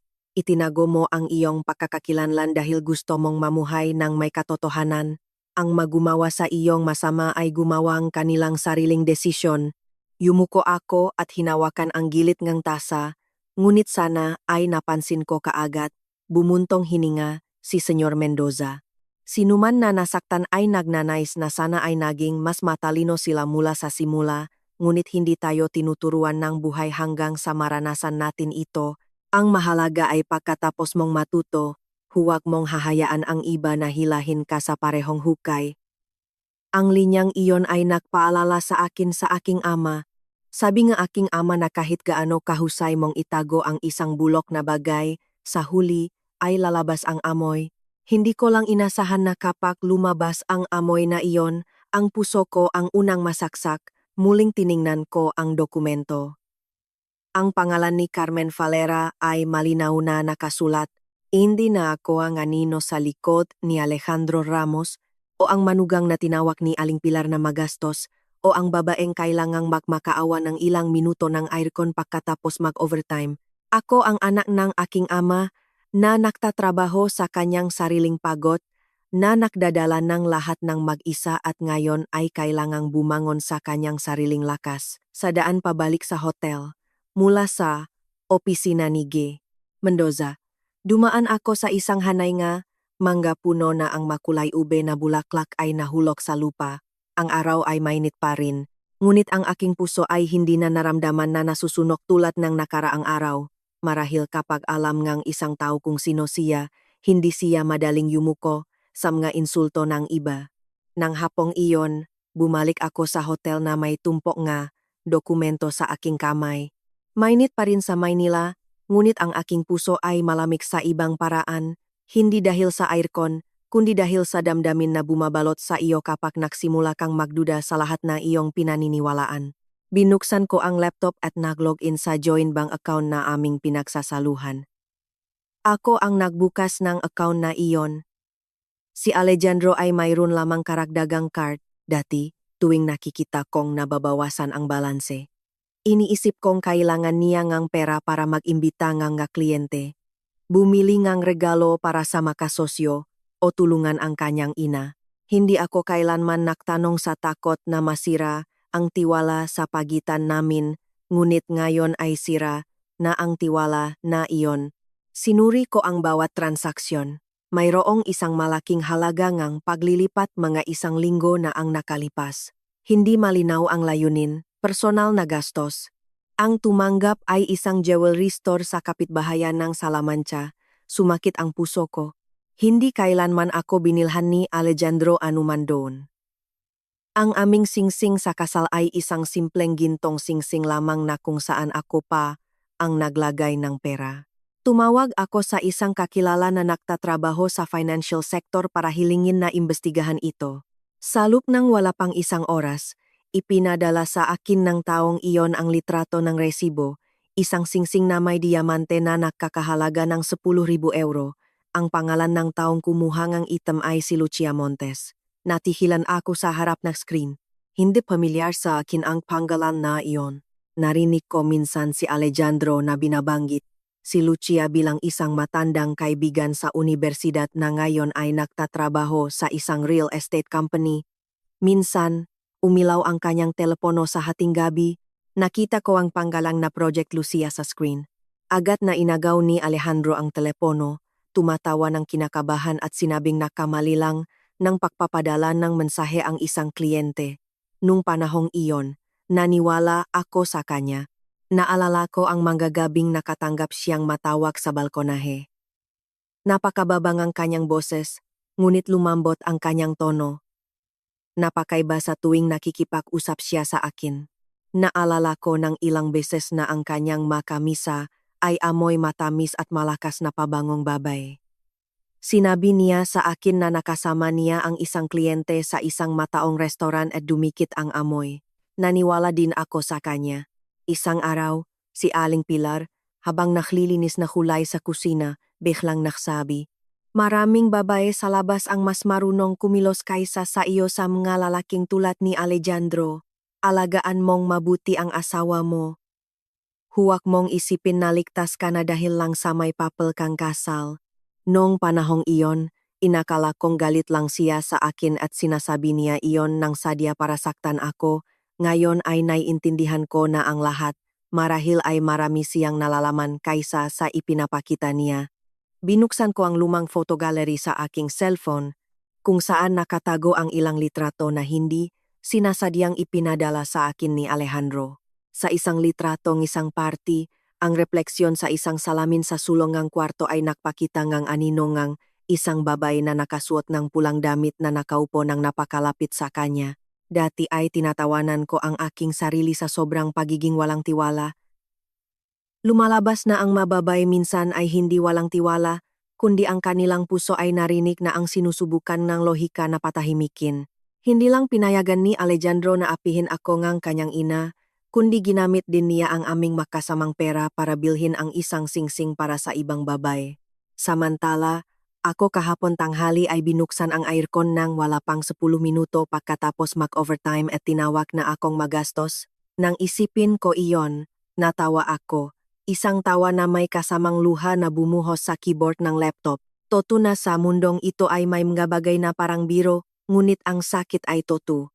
Ako, na nag-ipon ng bawat sentimo mula sa pinamili, na sa pagbiling ng isda ay kailangang piliin ang may eksaktong presyo, na maging sa pagbiling ng prutas ay kailangang piliin ang uri na gusto ni Aling Pilar, habang siya ay napakageneroso sa iba gamit ang pera na bunga nga aking pawis, hindi ko tinawagan si Alejandro para huminging ang paliwanag.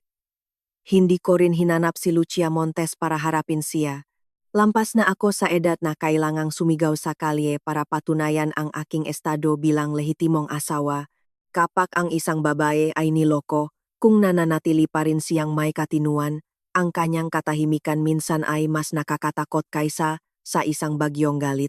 Inilagay ko lang ang lahat ng resibong transaksyon at mga bill sa isang espesyal na folder. Ang pangalan ng folder ay mga bagay na dapat tandaan. Nang gabing iyon, habang nakaupo ako sa tabingang bintana, nakatanggap ako ng kaibang notifikasyon. Sino ang nakakaalam kung gaano katanga si Alejandro, ngunit ang kanyang messaging account ay nakasing pa rin sa lumang tablet na dala ko. Isang mensahe mula kay Lucia Montes ang lumabas sa screen. "Inayos mo na ba ang mga bagay sa asawa mo?" ayoko nang mahintay ng habang buhay. Sinabi sa akin ng nanay mo na pakaalis niya, maari na akong lumipat sa bahay na iyon. Binasa ko ang linyang iyon ng paulit-ulit. Nalamig ang aking mga kamay. Kaya hindi lang pala si Alejandro. Pinaplano na rin ni Aling Pilar na palitan ako ng ibang tao. Pinatay ko ang screen ng tablet at umupo ng matagal sa dilim. Sa labas, ang makotse ay patuloy na naglalakbay. Ang siyudad ay patuloy na nakniningning. Ngunit sa loob ko, ang huling labing ang pag-ibig para kay Alejandro ay tahimik na namatay. Eksaktong tulad ng aircon sa aking kwarto kahapon tanghali, kinaumagahan, dinala ko ang lahat ng nakaprint na resibo, inilagay ang mga ito sa isang manipis na folder at ipinakita kay G. Mendoza. Ayoko nang magpatuloy sa pag-akala. Sa loob ngang maraming taon ay namuhay, ako nang may labis na tiwala. Ngayon na ang oras para makita ang mabagay na nakasulat. Naksuot ng salamin sige. Mendoza at sinuri ang bawat pahina, lalo siyang kumunot ang nu. Carmen. Bukod sa pera para bilhin ang singsing na iyon, mayroong maraming maliliit ngunit regular na paglilipat. Ang tumanggap ay hindi si Alejandro, kundi isang account sa pangalan ni Carlos Ramos. Nanahimik ako. Si Carlos ang nakababatang kapatid ni Alejandro. 7 taon ang tanda. Sa bahay, pinamamasyal siya ni Aling Pilar na parang kristal. Kung nakamali si Alejandro, pinapagalitan pa rin siya. Ngunit si Carlos ay hindi kailanman, hindi siya nakatapos ang pag-aral. Palagi siyang nagpapalit ng trabaho. Minsan nagbebenta siya ng mga bagay online, minsan tumutulong sa isang kaibigan bilang real estate broker, minsan sinasabi niyang gusto niyang magbukas ng bar. Bawat pagtatangka ay tumagal ngang ilang buwan at pagkatapos ay iniwan niya. Sa harap ko, si Carlos ay laging napakabait. Ay, ate, napakabait mo. Makikita mo, pag nagtagumpay ako, bibili akong branded na bag para sa iyo. Ngumiti lang ako. Hindi ko kailangan ang mamahaling bag niya. Inasahan ko lang natitigil na siya sa pagbibigayng problema sa kanyang ina para mas tahimik ang bahay. Ngunit sa likod ko, minsan ko siyang narinig na sinasabi sa isang kaibigan sa telepono, napaka-inosenteng aking hipag. Sabihin mo lang kahit ano at susundin, bahay itong aking kuya, wala siyang karapatan. Noong panahong iyon, nalungkot ako nang marinig iyon, ngunit hindi ko pinansin. Inakala kong bata pa siya at nagsasalita ng walang pag-iisip. Hindi ko kailanman naisip na ang ugaling iyon ay pinapakain ng aking pera, itinuro ni G. Mendoza ang isang transaksyon. Ito ay may layuning medikal na gastos ni Aling Pilar. Ngunit sa parehong araw, ang perang iyon ay muling inilipat sa account ni Carlos. Naalala ko ang araw na nagreklamo si Aling Pilar ng pagkahilo. Nabibili siya nga bitamina at sinabi sa doktor na binigyan ko siya nga 250 euro at sinabi ko pa sa kanya na kung kailangan niya nga, higit pa ay sabihin lang niya sa akin nang gabing iyon ay ininsulto pa rin niya. Ako dahil sa pagbili ng masyadong mamahaling ubas. Sabi niya na ang isang babae na hindi marunong mag-manage ng pera ay mauwi sa kapahamakan. Ang pangalawang pahina ay para sa family party sa paningang ama ni Alejandro.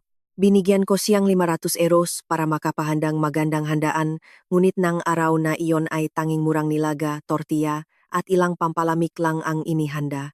Sabi niya na kailangan mag-ipon dahil mahirap ang panahon.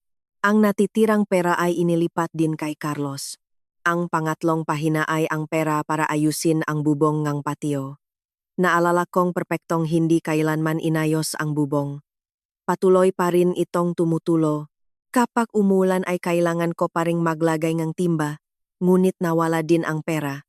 Ngumiti ako ng mapait.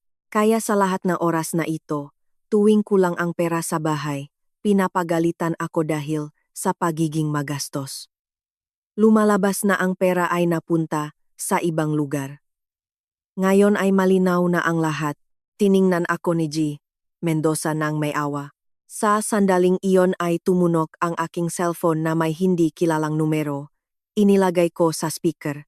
narinig ang paus na boses ng isang lalaki. Ikaw ang hipak ni Carlos, hindi ba? Sabihin mo sa kanya na kung sa loob ng 3 araw ay hindi niya babayaran ang utang, pupunta kami sa bahay niya. Hindi maliit ang utang, huwag niyang isipin na makakatakas siya. Kalmado akong nagtanong. Makano ang utang? Halos 15,000 euro sa pagitan ng online sports betting at loan sharks na may mataas na interes. Ayusin niyo na lang. At ibinaba ko ang telepono. Nanahimik ang kwarto sandali. 15,000. Ang halagang iyon ay parang isa pang sampal. Hindi dahil mahalaga sa akin ang pera, kundi dahil nasusuka ako sa paraan ng pagtingin nila sa bungangang aking pagod bilang isang walang katapusang balon. Ang aking biyenan ay maaring patayin ang aircon dahil sa awas sa ilaw, ngunit lihim niyang inililihis ang pera para sa ugalingang pagsusugal ng kanyang bunsong anak. Naalala ko na isang hating gabi ay bumalik si Carlos na namumutla ang mukha. Hinila siya ni Aling Pilar patungo sa kusina at nag-usap sila ng mahina, sa pag-akalang hindi ko sila naririnig. Huwag mong sabihin sa kapatid mo, ako na ang bahala. Pagkatapos ay sasabihin ko kay Charmen na kailangan kong dagdag para sa pamimili. Pagkatapos ay lumabas siya para makita ako na may pagod na mukha. Carmen, ngayong buwan, kailangan mong magdagdag kaunti para sa pamimili. Tumaas ang mapresyo, lahat ay napakamahal. Ikaw na nagtatrabaho ay dapat ding marunong tumulong sa iyong asawa. Binigyan ko siyang dagdag na pera at humingi pa akong paumanhin dahil pakiramdam ko ay hindi ako sapat na tumutulong. Sabi nila na ang anak ay nasisira dahil sa ina at ang apo ay dahil sa lola. Hindi ko naglakas loob na sabihin iyon, ngunit sa loob ko ay alam ko. Si Carlos ay nawasak sa bahagi dahil sa laging pagprotekta sa kanya ni Aling Pilar, pagtatakip sa kanyang mga pagkakamali, pagbabayat ng kanyang mautang, pagtatanggol sa kanyang kawalang hiyaan.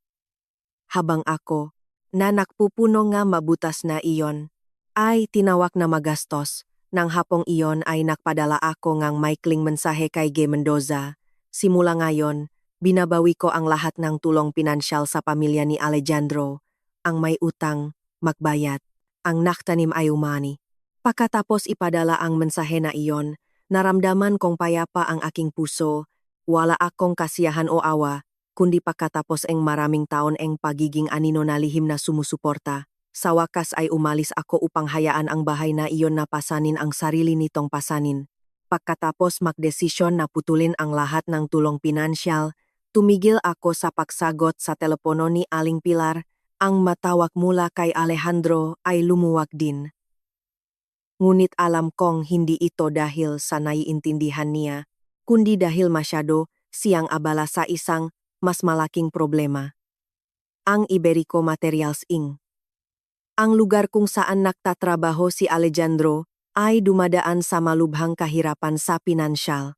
Hindi ko nalaman sa pamamagitan NG Tismis, kundi sa pamamagitan NG Malinaw na datos at numero sa aking desk.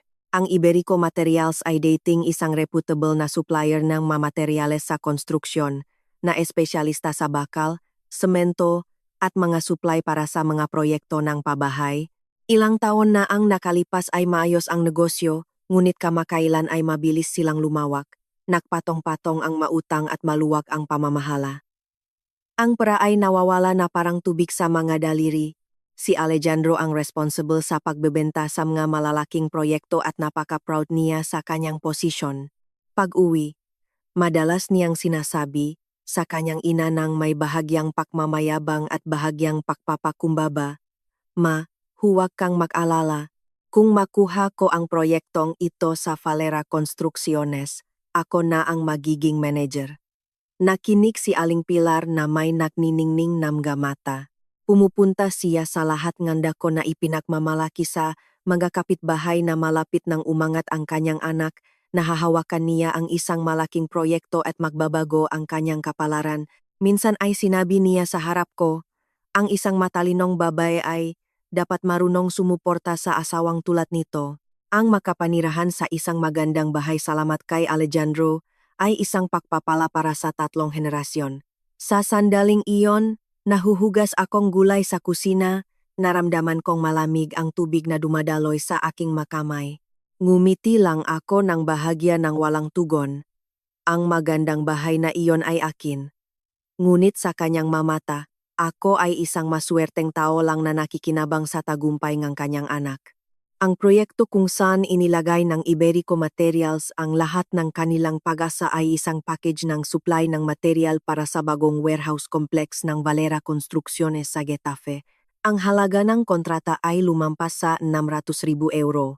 Kung magtagumpay sila, makakaroon ang Iberico Materials ng pondo para bayaran ang kanilang mautang.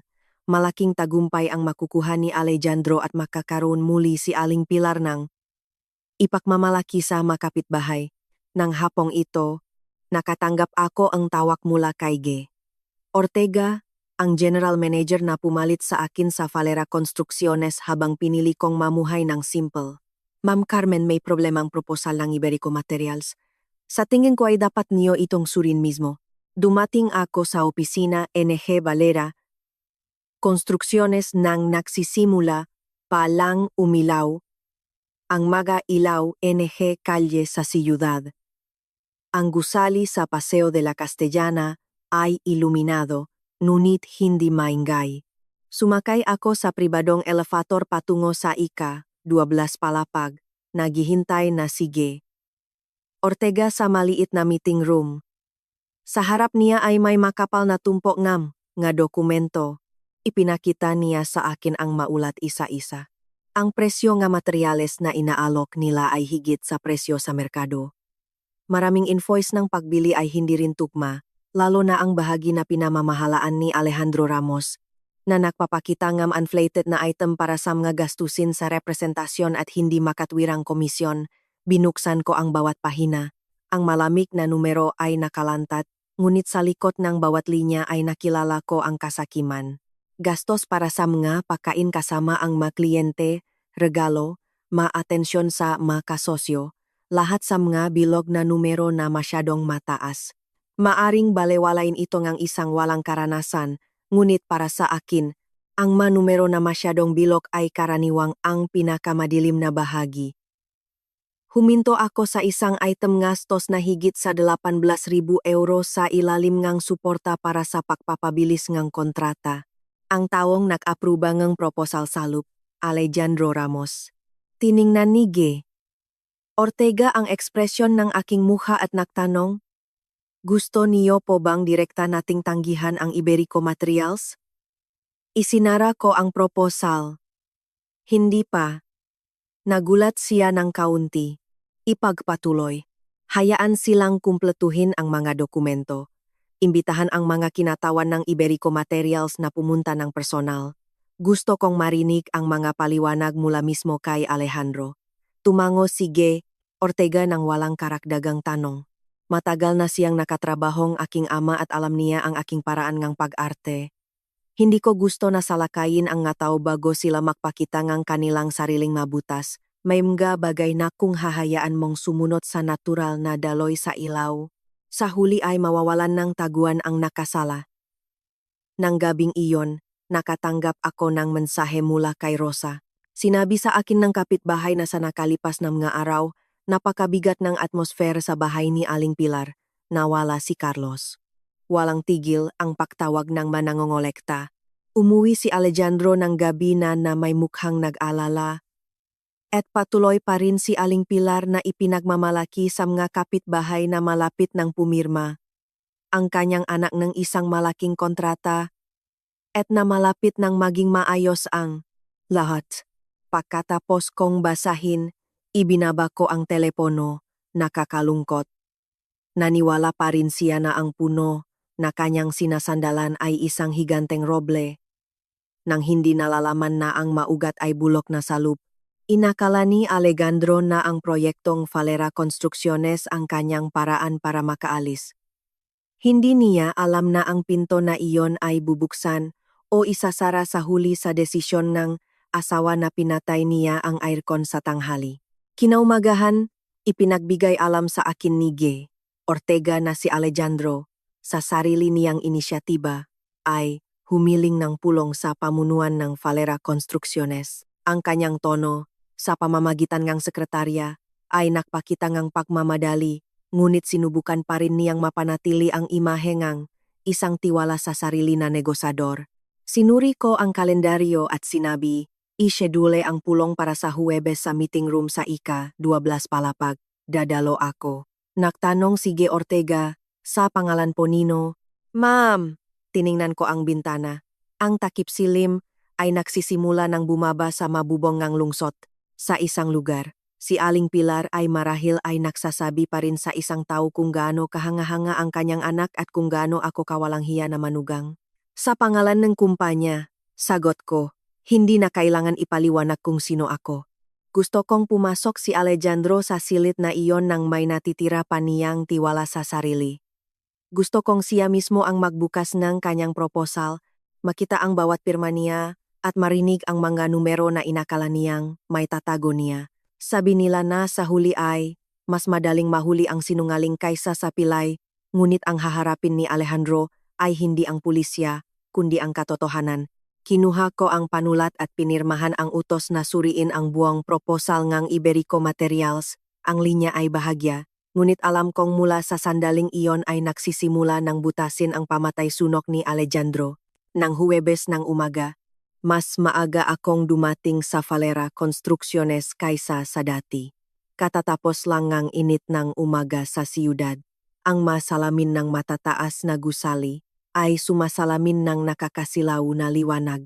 Nakasuot ako ngang beige sweat jacket, nakapusot ang buhok ng maayos, at kaunting makeup, hindi para magyabang, kundi para ipaalala sa sarili ko na ngayon ay hindi ako dumating bilang isang nasaktang asawa, kundi bilang responsible sa isang napakahalagang proyekto. Handa na ang kwarto sa ika-12 palapag. Sa mesa ay nakalatak ang proposal ngang Iberico Materials, ang pag-aral ngang presyo sa merkado, ang mga kahina-hinalang invoice, at ang internal audit report. Umupo ako sa pangunahing upuan. Sa kanan ko, si G. Ortega. Sa kaliwa ko, ang pinuno ng Legal Department. Walang sinuman ang nagbanggit ng aking personal na usapin. Dito, lahat ay dapat pag-usapan gamit ang manumero. Bumukas ang pinto. Pumasok si Alejandro kasama ang dalawang empleyado NG Iberico Materials. Nakasuot siya nga puting kamisa, madilim na asul na kurbata, at may hawa na tumpok nga dokumento. Mukha siyang mas payat. Ngunit pinipilit pa rin niya ang isang magiliw na ngiti. Ang ngiting iyon ay nagelo nang makita niya ako. Charmen. Napakababa ene kanyang boses, ngunit narinig ito NG lahat sa silid. Tiningnan ko siya ng kalmado. Pakyupo, Ginong Ramos. Ang gayon ay tatalakayin natin ang proposal ng supply ng materyales ng Iberico Materials. Natigilan si Alejandro ng ilang segundo. Hinila siyang isang empleyado sa kanyang tabi ng mahina sa jacket. Pagkatapos ay kumilos siya at naupo ng dikomportable. Nagsimula siyang pawisan sa kahit na napakalamig ng aircon. Binuksan ni G. Ortega ang pulong. Ang kanyang tono ay formal at magalang. Salamat sa pagdating ng pangkat ng Iberico Materials. Ngayon, personal na pangungunahan ni Ginang Falera ang pagsusuri ng proyektong ito. Nang marinig ang Ginang Falera mula sa bibig ni G. Ortega, lalo pang naguluhan si Alejandro. Nakasama na niya si G. Ortega sa ilang event ng negosyo at alam niyang siya ay isang respetadong tao. Bakit ako kinakausap ni G. Ortega nang may ganong respeto? Binuksan ko ang unang dokumento. Sabit ngayong buwan, ang presyong bakal na inaalok ng Iberico Materials ay 17% na mas mataas kaysa sa presyo sa merkado. Gusto kong marinig ang paliwanag. Lumunok si Alejandro, sinuri ang mga dokumento ng kinakabahan. Sa totulang, Ginang, nga Ginong Falera, dahil sa pagmamadali sa mga deadline ng paghahatid, tumaas ang mga gastos sa transportasyon at bodega, kaya nakaroon ng pagsasayos ng presyo. Now proyekto ako na isang competitive table sa screen. Sa parehong panahon, ang iba pang 3 supplier na may ruta ngang paghahatid patungo sa Getafe ay nag-aalok ng mas mababang gastos. Hindi sapat ang dahilan ngang transportasyon. Naging tensyonado ang atmosphere sa silid. Ang dalawang empleyado na kasama ni Alejandro ay nakatingin lang sa baba, nagsusulat ng hindi naglalakas loob na tumingin sa kanya. Lumipat ako sa susunod na pahina. Isang item ngang gastos na higit sa 18,000 euro bilang suporta para sa pagpapabilis ngang kontrata na iminungkahi ni Ginong Alejandro Ramos. Maari po bang ipaliwanag kung para saan ang mapondong ito? Natihilan si Alejandro, tumingin sa akin at pagkatapos ay kay Ginong Ortega. Iyan ay magagastos sa representasyon, mga pulong sa mga kasosyo at iba pang hindi inaasahang gastos. Muli akong nagtanong, mayroon po bang balidong resibo para sa mga gastos na ito? Nautal siya. Kami, ang aming pangkat, ay kinokolekta ang mga ito. Dahan-dahan akong tumango. Ibig sabihin, sa oras na iniharap ang proposal na ito, hindi pa maaring bigyang katwiran ang mga gastos na iyon. Binikas ko ang bawat pangungusap ng mahina, ngunit nakita kong lalong namutla ang mukha ni Alejandro. Hindi siya sanay na makita ako sa posisyong ito. Sa kanyang alaala, ako ang taong nakatayo sa kusina na may hawak na kutsilyo na gulay. Tahimik na nakikinig. Habang ako ne kanyang ina. Ngayon ay nakaupo ako sa harap niya, ginagamit ang aking kakayahan upang himayin ang bawat layar ng manumero na inakala niyang may tatago niya. Ang pulong ay tumagal ngang mahigit 1 oras. Wala akong binanggit tungkol kay Aling Pilar, o tungkol sa circuit breaker, o tungkol sa malamig na pagkain. Nag-usap lang ako tungkol sa trabaho. Ngunit marahil ang katahimikan na iyon ang pinakanakakatakot para kay Alejandro. Maaring labanan ang isang diskusyon, ngunit hindi ang isang proposal na puno nga irregularidad. Sa pagtatapos NJ Pulong, isinara ko ang dosye. Suspendido muna ngang Valera Construcciones ang pagsusuri ngang proposal ngang Iberico Materials hanggang sa may paliwanag ang lahat ngam nga kahina-hinalang item na ito, lalo na ang mamay indikasyon ngang paglihis. Ipapadala namin ang ito sa isang independent audit. Tumayo si Alejandro ng biglaan. Carmen, Ginang Valera, maari nating pag-usapan ito ng dahan-dahan. Hindi ba? Sa huli, tayo tiningnan ko siya ng diretso. Sa silid na ito, nag-usap lang tayo tungkol sa negosyo. Tungkol sa mga personal usapin, marami ka ng pagkataong pag-usapan ng mayos, ngunit hindi mo ginamit. Nanahimik siya, kinuha ko ang aking panulat at tumayo. Habang lumalampas ako sa kanya, huminto ako sandali at sinabi ng mahina, sapat lang para marinig niya. Umuwi ka. Ihanda mo ulit ang mga papel at tandaan, magtipid sa kuryente at tubig, kamakailan, napakamahal ngang lahat. Tumingala si Alejandro. Sa kanyang mga mata, ang pagkalito ay sa wakas ay naging takot. Marahil sa sandaling iyon ay napaktanto niya na ang babae na pinatayng kanyang ina ang aircon ay hindi kasing hinangang iniisip niya. Lumabas ako ngang silid, sa likod ko, wala ng paliwanag. Tanging ang mabigat na katahimikan ngang isang lalaki na sa unang pagkakataon ay naramdaman na ang kanyang upuan ay nanginginig dahil sa kanyang sariling mga gawa. Nang hapong iyon, dumating si Alejandro sa kanyang bahay habang mainit pa rin. Ang eskinita sa tondo ay tahimik. Naririnig lang sa malayo ang mabatang naglalaro. Pagdating niya sa pinto, naririnig na niya ang sigaw ni Aling Pilar sa bakuran. Sa ilang galon lang ng tubig, hinihingi mo pa sa akin na bayaran ka ng advance. Sa tingin mo ba walang pera sa bahay na ito? Ngayon ay wala akong barya. Nagkunot ang ng water delivery man na may hawak na galon. Ma'am, may utang na po kayong 3 galon. Utusan lang po ako. Sinabi po sa aking nigeboss ko na singgilin. Namula ang mukha ni Aling Pilar. Malapit nang magpatuloy sa pagtatalo, ngunit nang makita niyang dumating si Alejandro ay agad siyang nagbagong tono. Alejandro, dumating ka sa tamang oras. Bayaran mo ang lalaking ito. Maganda ang pagkasabi ko sa kanya. At matigas ang ulo niya sa pinto.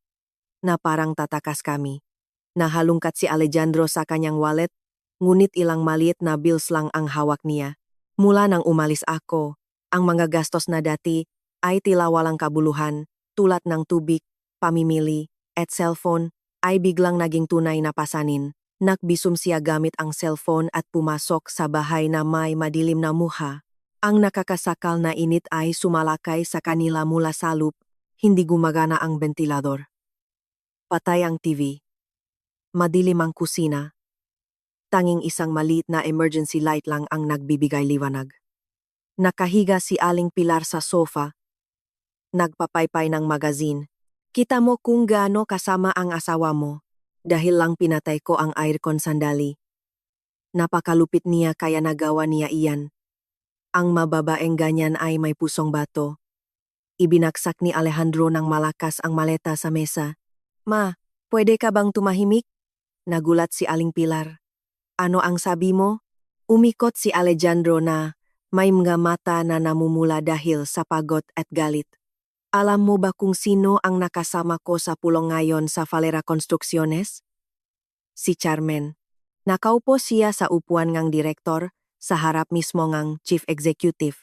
Hawak nila ang proposal ngang aking kumpanya. Kung mawawala sa amin ang proyektong ito, mawawala sa akin ang lahat. Nanlaki ang mamata ni Aling Pilar at pagkatapos ay napatawa ng pilit. Sigurado akong may koneksyon siya doon at kaya siya pinaupo. Huwag mong hayaan na takutin ka niya. Palaging mahiyain si Carmen. Paano ba siya magiging isang mahalagang tao? Tumawa ng mapakla si Alejandro. Ma, hindi ka pa rin nakakaintindi. Bahay niya ito. Ang ilaw at tubig ay palagi niyang binabayaran. Sa trabaho ko ay tinulungan din niya ako sa likod nung una. Sa tingin mo ba naging madali ang daan ko ng mahiwaga? Namutla ang mukha ni Aling Pilar, ngunit sinubukan pa rin niyang mapanatili ang kanyang composure. Normal lang na tulungan ng isang babae ang kanyang asawa. Ikinasal siya sa iyo at pumasok sa pamilyang ito, kaya kailangan niyang pagsilbihan ang kanyang asawa. Ano ang kailangan mong sisihin? Pagsisilbi, tumaas ang boses ni Alejandro. Tinatawag mong pagsisilbi ang pagbabayat niya sa bahay. Pagpapabago ng kusina, pagbiling ng aircon at pagbabayat ng buong pamimili. At ikaw ma, ano ang ginawa mo bukod sa pagtawag sa kanya na magastos? Tumayo si Aling Pilar ng biglaan. Kaya ngayon sinisisi mo ako? Kung hindi dahil sa inalagaan kita mula sa pagkain hanggang sa damit, mararating mo ba ang narating mo? Pinagturuan ko lang ang asawa mo para malaman niya kung ano ang kanyang lugar. Nakamali ba ako? Habang napakataas ng tensyon, bumukas ang pinto, pumasok si Carlos na hinihila ang kanyang mapa, gusot ang kanyang kamisa at gulo ang buhok. Nang makita niya si Alejandro, natakot siya at gusto niyang tumalikod. Sumigaw si Alejandro sa kanya. Carlos, tumigil ka diyan. Ngumiti ng awkward si Carlos. Uy bro. Dumating ka na. Dadalaw lang ako kay Nanay sandali. Tumakbo si Aling Pilar para protektahan ang kanyang bunsong anak. Bumibisita lang siya sa akin.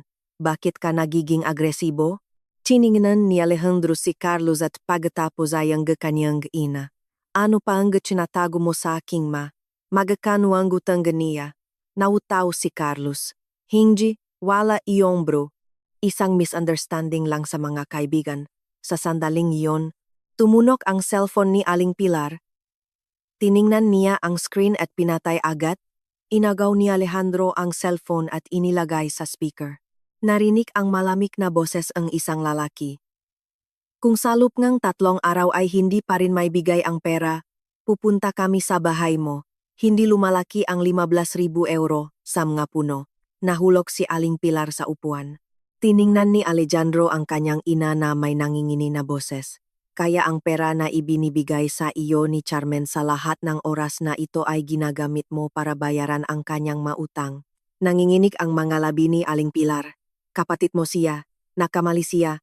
Kung hindi ko siya tutulungan, sino ang gagawa? At ako? Binaksak ni Alejandro ang mesa.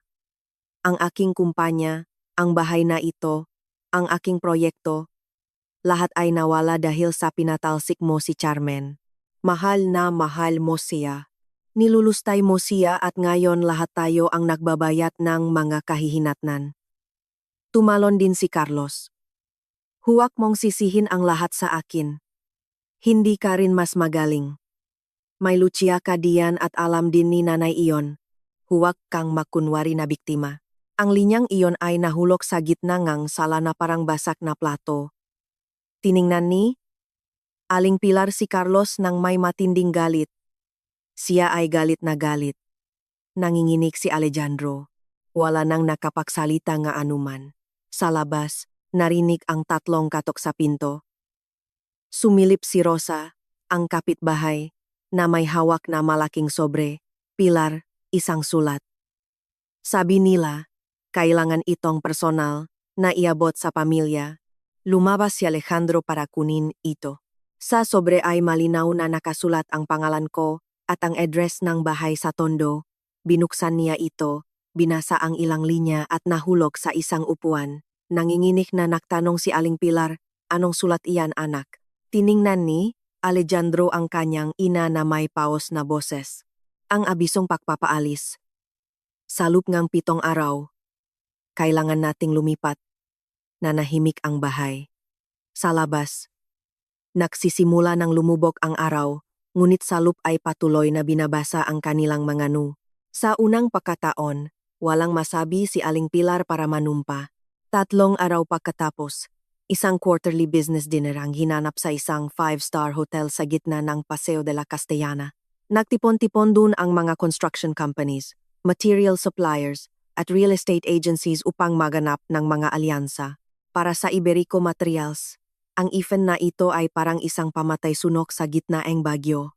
Kung magtagumpay si Alejandro na makahanap ng isang mahalagang tao mula sa Falera Construcciones, may pag-asa pa rin ang kanyang kumpanya. Naroon din ako, ngunit hindi ako kapansin-pansin. Nakasuot ako ng madilim na asul na damit, nakapusot ang buhok, at tanging ang relo lang na minana ko sa aking ama. Nasa VIP area ako, tahimik na pinagmamasdan ang marangyang salon. Sa malayo, nakita kong pumasok si Alejandro. Nakasuot siyang itim, nasuit na tila bagong plansado. Ngunit ang kanyang payat na mukha ay nagpatanggal sa lahat ng kanyang kagandahan. Sa tabi niya ay si Aling Pilar, nakasuot ng burdeos na velvet na damit. May suot na lumang istilong gintong kwintas at mga pulseras na kumikislap sa kanyang mga pulso. Napakakapal ngang kanyang makeup. Marahil ay para itago ang kawalan ng tulog sa mga nakalipas na araw. Sa nakakasakal na bahay na iyon, naglalakad si Aling Pilar ng may mataas na tindih, nakangiti at tumatango sa lahat na parang matagal na silang makakilala. Kilala ko siya, buong buhay niya, ay namuhay siya sa mapagpapakita. Marahil ay ilang euro na lang ang natitira sa kanyang wallet, ngunit ang kanyang ugali ay dapat natulad ng isang dakilang babay ng lipunan. Nagsimula agad si Alejandro na mahanap ngang makausap. Binati niya ang ilang negosyante gamit ang mga karaniwang pahayag tungkol sa posibleng pakikipagtulungan, ngunit ang kanyang mamata ay hindi mapakali. Naghahanap siya ng paraan para makatakas. Aalis na sana ako sa ibang lugar, ngunit nauna akong nakita ni Aling Pilar. Huminto siya, pinakipot ang kanyang mga mata ng hindi makapaniwala, pagkatapos ay hinila ang braso ni Alejandro. Lumiko siya. Nang makita niya ako, ganap na nagbago ang kanyang mukha. Hindi siya lumapit kaagad. Marahil pagkatapos ngang pulong sa Falera ay napagtanto niya na hindi na ako ang babae na maain niyang sigawan at mananahimik. Ngunit iba si Aling Pilar, ayaw pa rin niyang sumuko. Hinila niya si Alejandro ng diretso patungo sa akin. Binaba niya ang kanyang boses, ngunit bawat salita ay matalim pa rin. Aba, kaya pala nakakapasok din si Carmen sa mga ganitong lugar. Ang galing naman. Ilang araw lang sa labas ngang bahay ngang kanyang biyenan at marunong na siyang mag-ayos para makapasok sa mga party ngang negosyante. Sigurado akong nakahanap siya ngang mayamang magpapanatili sa kanya, kaya may imbitasyon siya. Inilagay ko ang aking baso na tubig sa isang mataas na mesa at tiningnan siya ng kalmado. Magandang gabi, Pilar. Ngumiti siya nang mapakla. Huwag mo akong tawagin sa ganyang paraan dito. Wala akong mga manugang na walang hiya na naglalakas loop na putulan ng kuryente ang kanilang mga biyenan at pagkatapos ay tumakas. Bakit ka dumating? Para sirain ang negosyo ni Alejandro? Nakmadali si Alejandro na hilahin ang braso ng kanyang ina. Ma, tigilan mo na.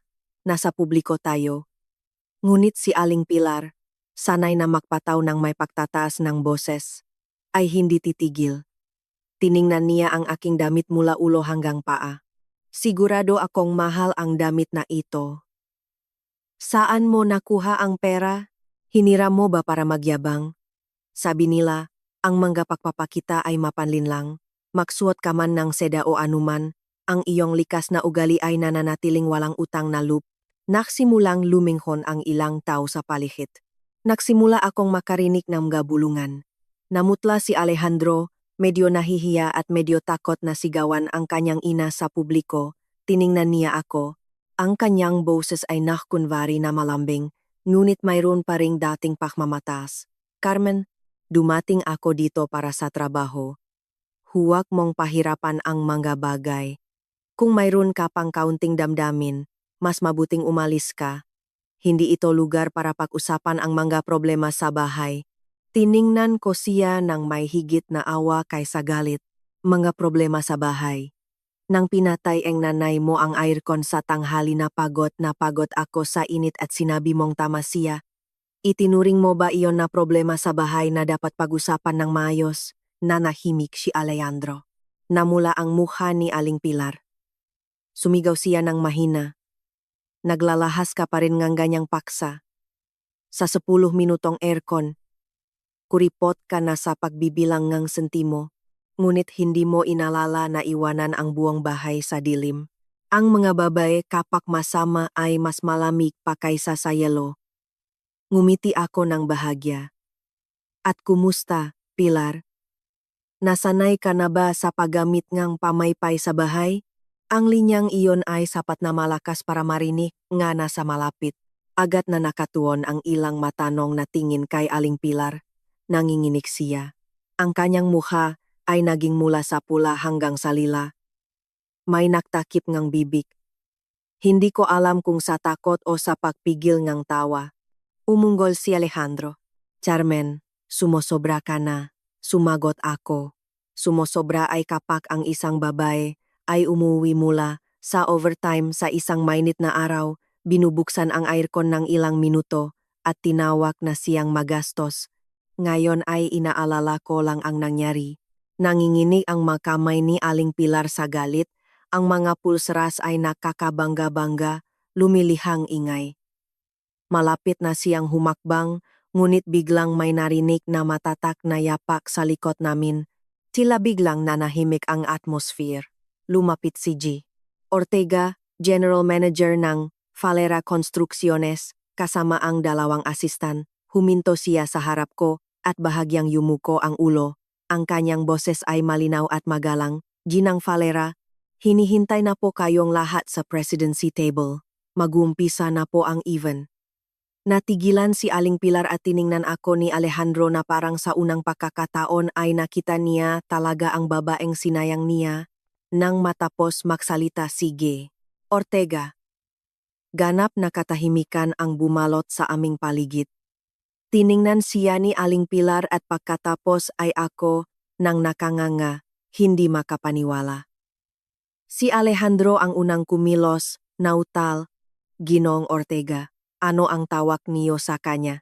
Umikot sige. Ortega patungo sa kanya. Ang kanyang tono ay nanatiling magalang, ngunit malayo. Siya si Ginang Carmen Falera. Kinatawan ng pamilyang nagtatag ng Falera Construcciones Inc. at host sa event ngayong gabi. Ang linyang iyon ay simpleng tunok, ngunit para kay Alejandro at sa kanyang ina ay nagdulot ito ngang epekto ngang kitlat. Nanatiling matigas si Aling Pilar. Ang bibig na ginamit niya upang hamakin ako, inaakusahan ako ng paghahanap ng mayayaman, ay ngayon ay nabuksan at naisara na lang ng walang tunok. Hindi ko na kailangang ipaliwanag ang anuman pa. May mga katotohanan na kapag inihayag sa tamang oras ay may sapat na lakas upang sirain ang anumang insulto. Itinuro sa akin ni G. Ortega ang daan. Tumango ako at lumampas kina Aling Pilar at Alejandro. Nang magtagpo kami, tinawag ako ni Alejandro sa isang bulong. Carmen, pero sino ka talaga? Huminto ako at tiningnan siya. Carmen Valera pa rin ako. Sadyang ayaw mo lang akong tingnan ng toto dati. Pagkatapos ay umakyat ako sa maliit na entablado sa harap ng salon. Nag-ilaw ang mga ilaw na nagpapatingkat pa sa buong lugar. Kinuha ng host ang mikropono. Ang kanyang boses ay solemneng narinig. Magabini-bini at hinu, ngayong gabi, ang Valera Construcciones Inc. ay may karangalang ipakilala ang kinatawan ng bagong henerasyon ng pamilyang nagtatag, si Ginang Carmen Valera, kaysa isang anak ng yumaong Don Arturo Valera, nagsipalakpakan ang buong salon. Ang pangalan ng aking ama sa mundong negosyo ay hindi estranghero. Itinayo niya ang Valera Construcciones mula sa wala, sikat sa pagiging isang taong pinahahalagahan, ang tiwala higit sa ginto. Maraming veteranong negosyante sa salon ang tumingin sa akin na may halo-halong pagtataka at paggalang. Mula sa entablado, nakita kong umatras si Aling Pilar upang magtago sa likod ni Alejandro. Namutla siya na parang kandila sa ilalim ng kanyang makapal na makeup, samantala nakatayo si Alejandro doon na parang natulala. Nanginginig ang baso sa kanyang kamay, natapon ang likido. At pagkatapos ay nahulog ang baso sa marmol na sahig, ang ingay ng basak na baso ay nakpatiningin sa ilang tao. Kinuha ko ang mikropono na inaalok sa akin ni G. Ortega. Ang aking puso ay hindi kapanipaniwala na kalmado. Mga binibini at gino. Minsan ay tinuruan ako nga aking ama na ang pagnenegosyo ay parang pagiging tao. Maaring mawalan ng pera panandalian, ngunit hindi kailanman dapat mawala ang integridad. Ang isang maling kontrata ay maaring suriin. Ang ma-deviated na numero ay maaring muling kalkulahin. Ngunit kapag ang kasakiman ay naging ugali, maaga o huli ay hihilahin nito ang buong kumpanya sa bangin. Sa madumalo, yumuko si Alejandro. Alam niyang naiintindihan niya na ang bawat pangungusap ay para sa kanya, ngunit hindi lang siya ang pinag-uusapan. Nagsasalita ako para sa sinumang naniwala na maaring gamitin ang panlabas na pagpapakita upang takpan ang panloop na kabulukan. Ipinagpatuloy ko, sususpindihin muna ngang Valera Construcciones ang pagsusuringang ilang proposals ng pakikipagtulungan na kulang sa transparency, kasama na ang supply ngang material para sa proyekto ngang warehouse sa Getafe. Kailangan namin nga kasosyo na nagtatrabaho na nagpapakita ngang tunay na kakayahan, hindi sa pamamagitan ng makahinahinalang kontak o makomisyon sa anino. Ilang kinatawan ng Iberico Materials na malapit kay Alejandro ang nakatinginan. Nakita kong lalo pang dumilim ang mukha niya. Nanginginig si Aling Pilar na kumakapit sa braso ngang kanyang anak, ngunit si Alejandro sa sandaling iyon ay wala ng lakas upang maging haligi ngang kanyang ina. Nagtapos ang aking talumpati sa isang palakpakan. Bumaba ako sa entablado. Maraming veteranong negosyante ang lumapit upang makipagkamay sa akin. Naalala ang maanekdota ang aking ama. Sinabi sa akin ng isang matandang gino, ang anak ni Don Arturo ay may parehong estilo ngang kanyang ama. Bihira siyang magsalita, ngunit matatag. Ngumiti ako ng may pasasalamat. Ang papuri na iyon ay nagpainit sa aking puso. Hindi dahil sa popularidad, kundi dahil alam kong hindi ko dinudungisan ang pangalan ng aking ama. Sa isang sulok ng salon, hindi pa rin umalis si Aling Pilar. Tiningnan niya ako. Ang kanyang tingin ay hindi napagamak, kundi pagkalito at takot. Lumapit si Alejandro na may paus na boses. Carmen, bakit mo itinago ang lahat ng ito? Tinitigan ko siya ng matagal. Maraming taon kang may pagkakataon na kilalanin ako, ngunit pinili mong pakinggan ang iyong ina na tawagin akong magastos. Pinili mong kumapit sa iyong huwat na pagmamataas na nagpapaniwala sa iyo na ikaw ang nagbibigay ngang lahat sa akin. Hindi ako naktago sa isang asawang nagnanais ng kanyang asawa, nanahimik lang ako sa harap ng isang taong ayaw malaman ang katotohanan. Hindi alam ni Alejandro kung ano ang sasabihin. Nagsalita si Aling Pilar na nanginginig ang boses. Carmen, totoo bang ikaw ang anak ni Don Arturo? Bumaling ako sa kanya. Tama. At ang bahay sa Tondo, ang trabaho ni Alejandro at marami sa mga gastusin sa bahay na iyon na inakala mong bungangang pagod ng iyong anak. Lahat ay may kinalaman sa akin, ngunit nagawa mong patayin ang aircon ko 10 minuto nang dumating ako mula sa overtime, yumuko si Aling Pilar. Sa unang pakakataon ay nakita ko ang babaeng iyon na walang masabi para sumpa. Nang gabing iyon, ang aking tagumpay ay hindi dahil sa pagtaas ng boses. Ang katahimikan ni Alejandro at ng kanyang ina ang pinakamatinding tugon. Sabi nila na laging mayroong mas nakakataas sa iyo, ngunit para sa kanila, ang pinakamasakit na aral ay hindi ang makatakpo ngang isang mas makapangyarihan, kundi ang mapagtanto na ang taong kanilang tinatapakan ay siya ring lihim na nagpoprotekta sa kanila mula sa ulan at bagyo. Pagkatapos ang gabing iyon sa hotel sa Paseo de la Castellana, ang pangalan ko ay nagsimulang marinig sa maraming tawag na dati ay kay G. Ortega.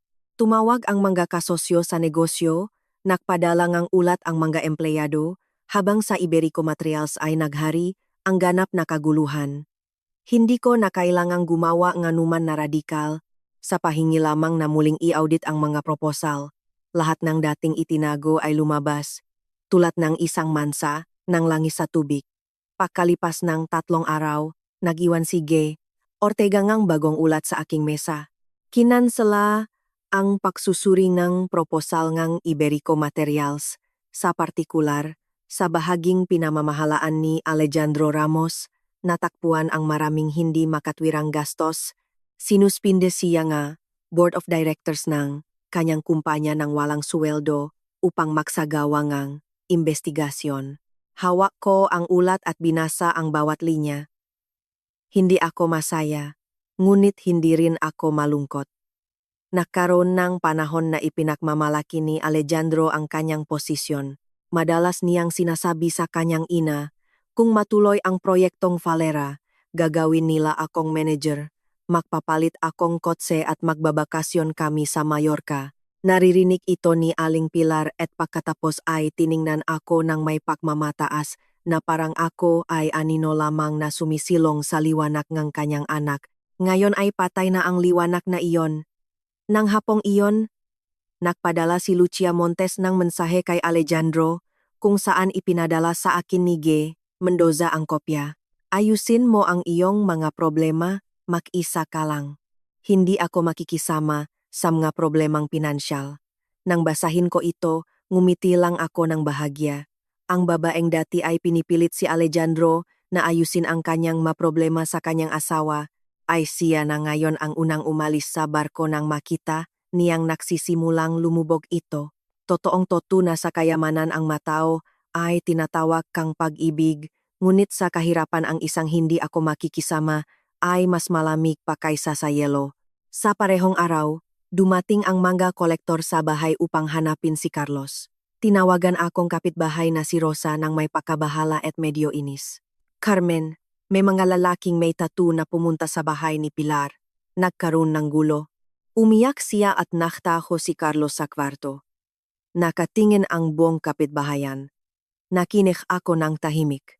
Dati, sa pinakamaliit na tawag ni Aling Pilar, tatakbo ako upang mag-transfer ng pera, takot na baka mapahiya ang pamilya ng aking asawa, ngunit sa pagkakataong ito ay sumagot lang ako, Rosa, kung guluhin nila ang katahimikan, maaari mong tawagan ang presidenteng komunidad.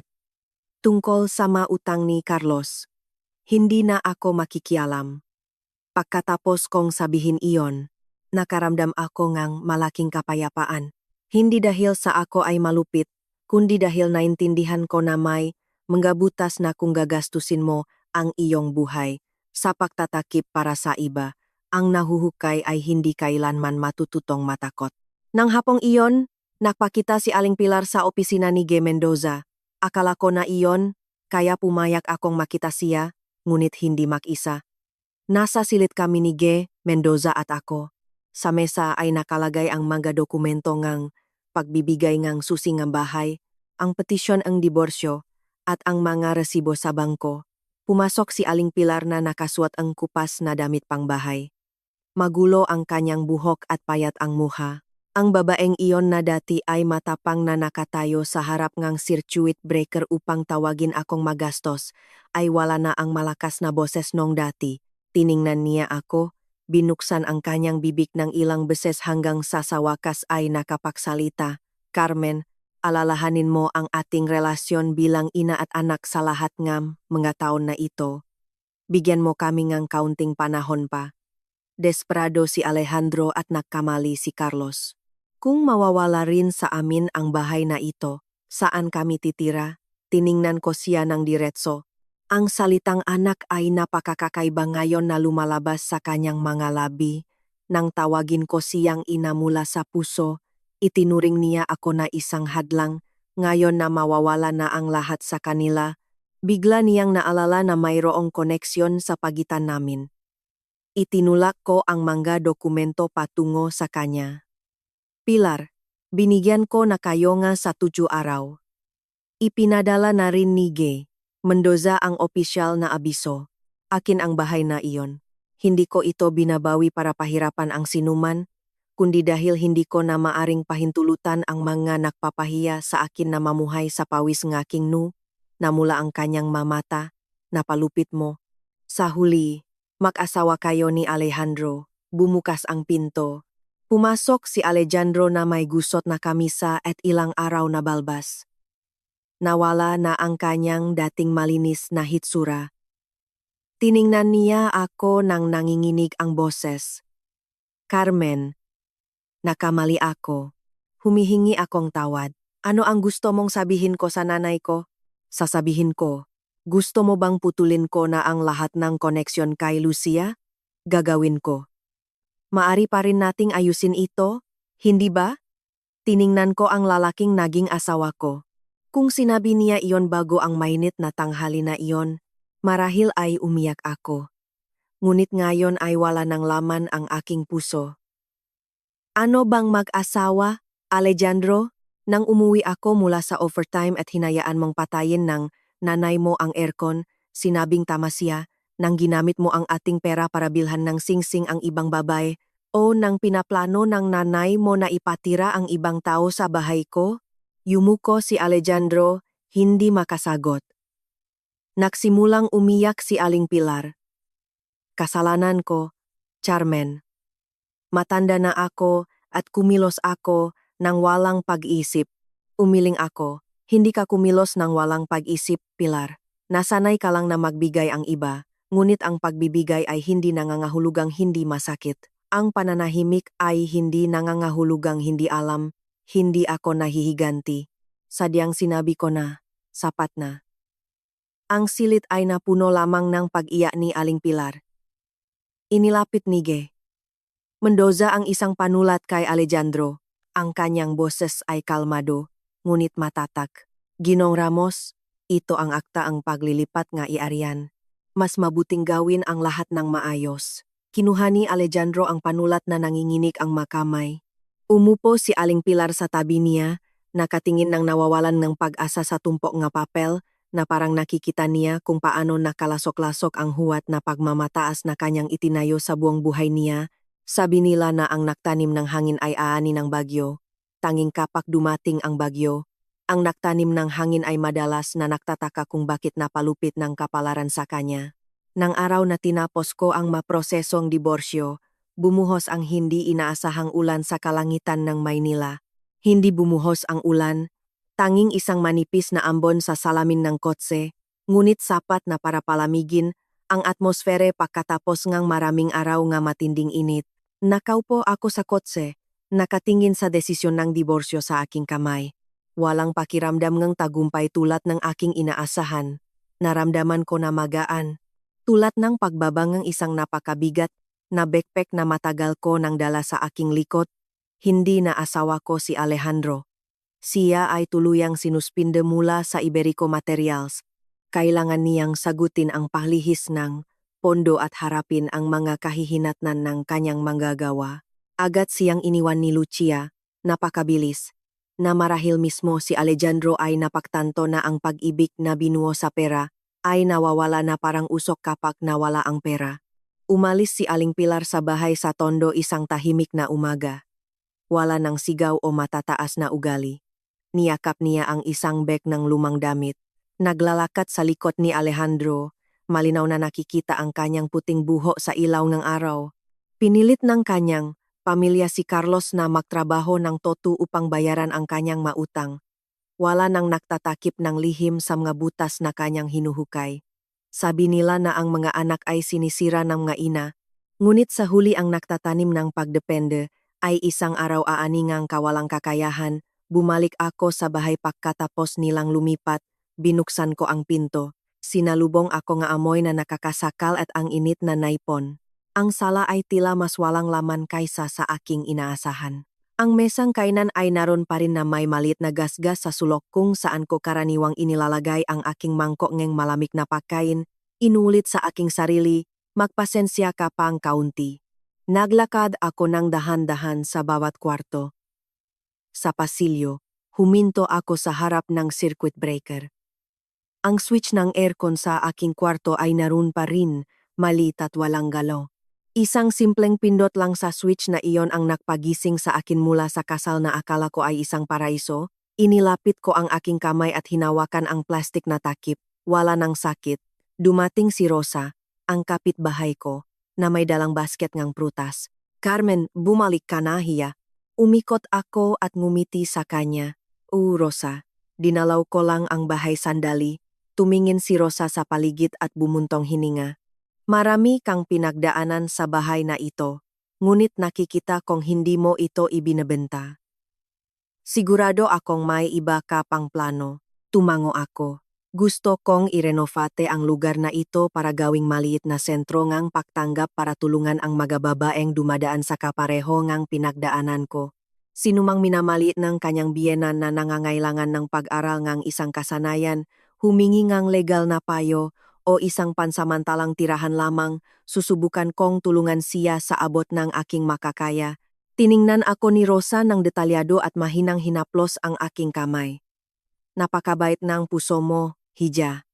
Ginagamit ng iba ang masugat para magiganti. Ikaw naman, ginagamit mo ang iyong sugat para buksan ang daan sa iba. Iyan ang tunay na tagumpay. Yumuko ako, naramdaman kung paano sumakit ang aking mga mata. Marahil ay tama siya. Ang pinakamahusay na paghihiganti ay hindi ang makita ang iba na naghihirap, kundi ang mamuhay ng napakabuti na ang mga lumang sugat ay wala ng kapangyarihan sa atin. Ilang buwan pagkatapos, ang dalawang palapak na bahay na iyon ay may bagong pinturang harapan.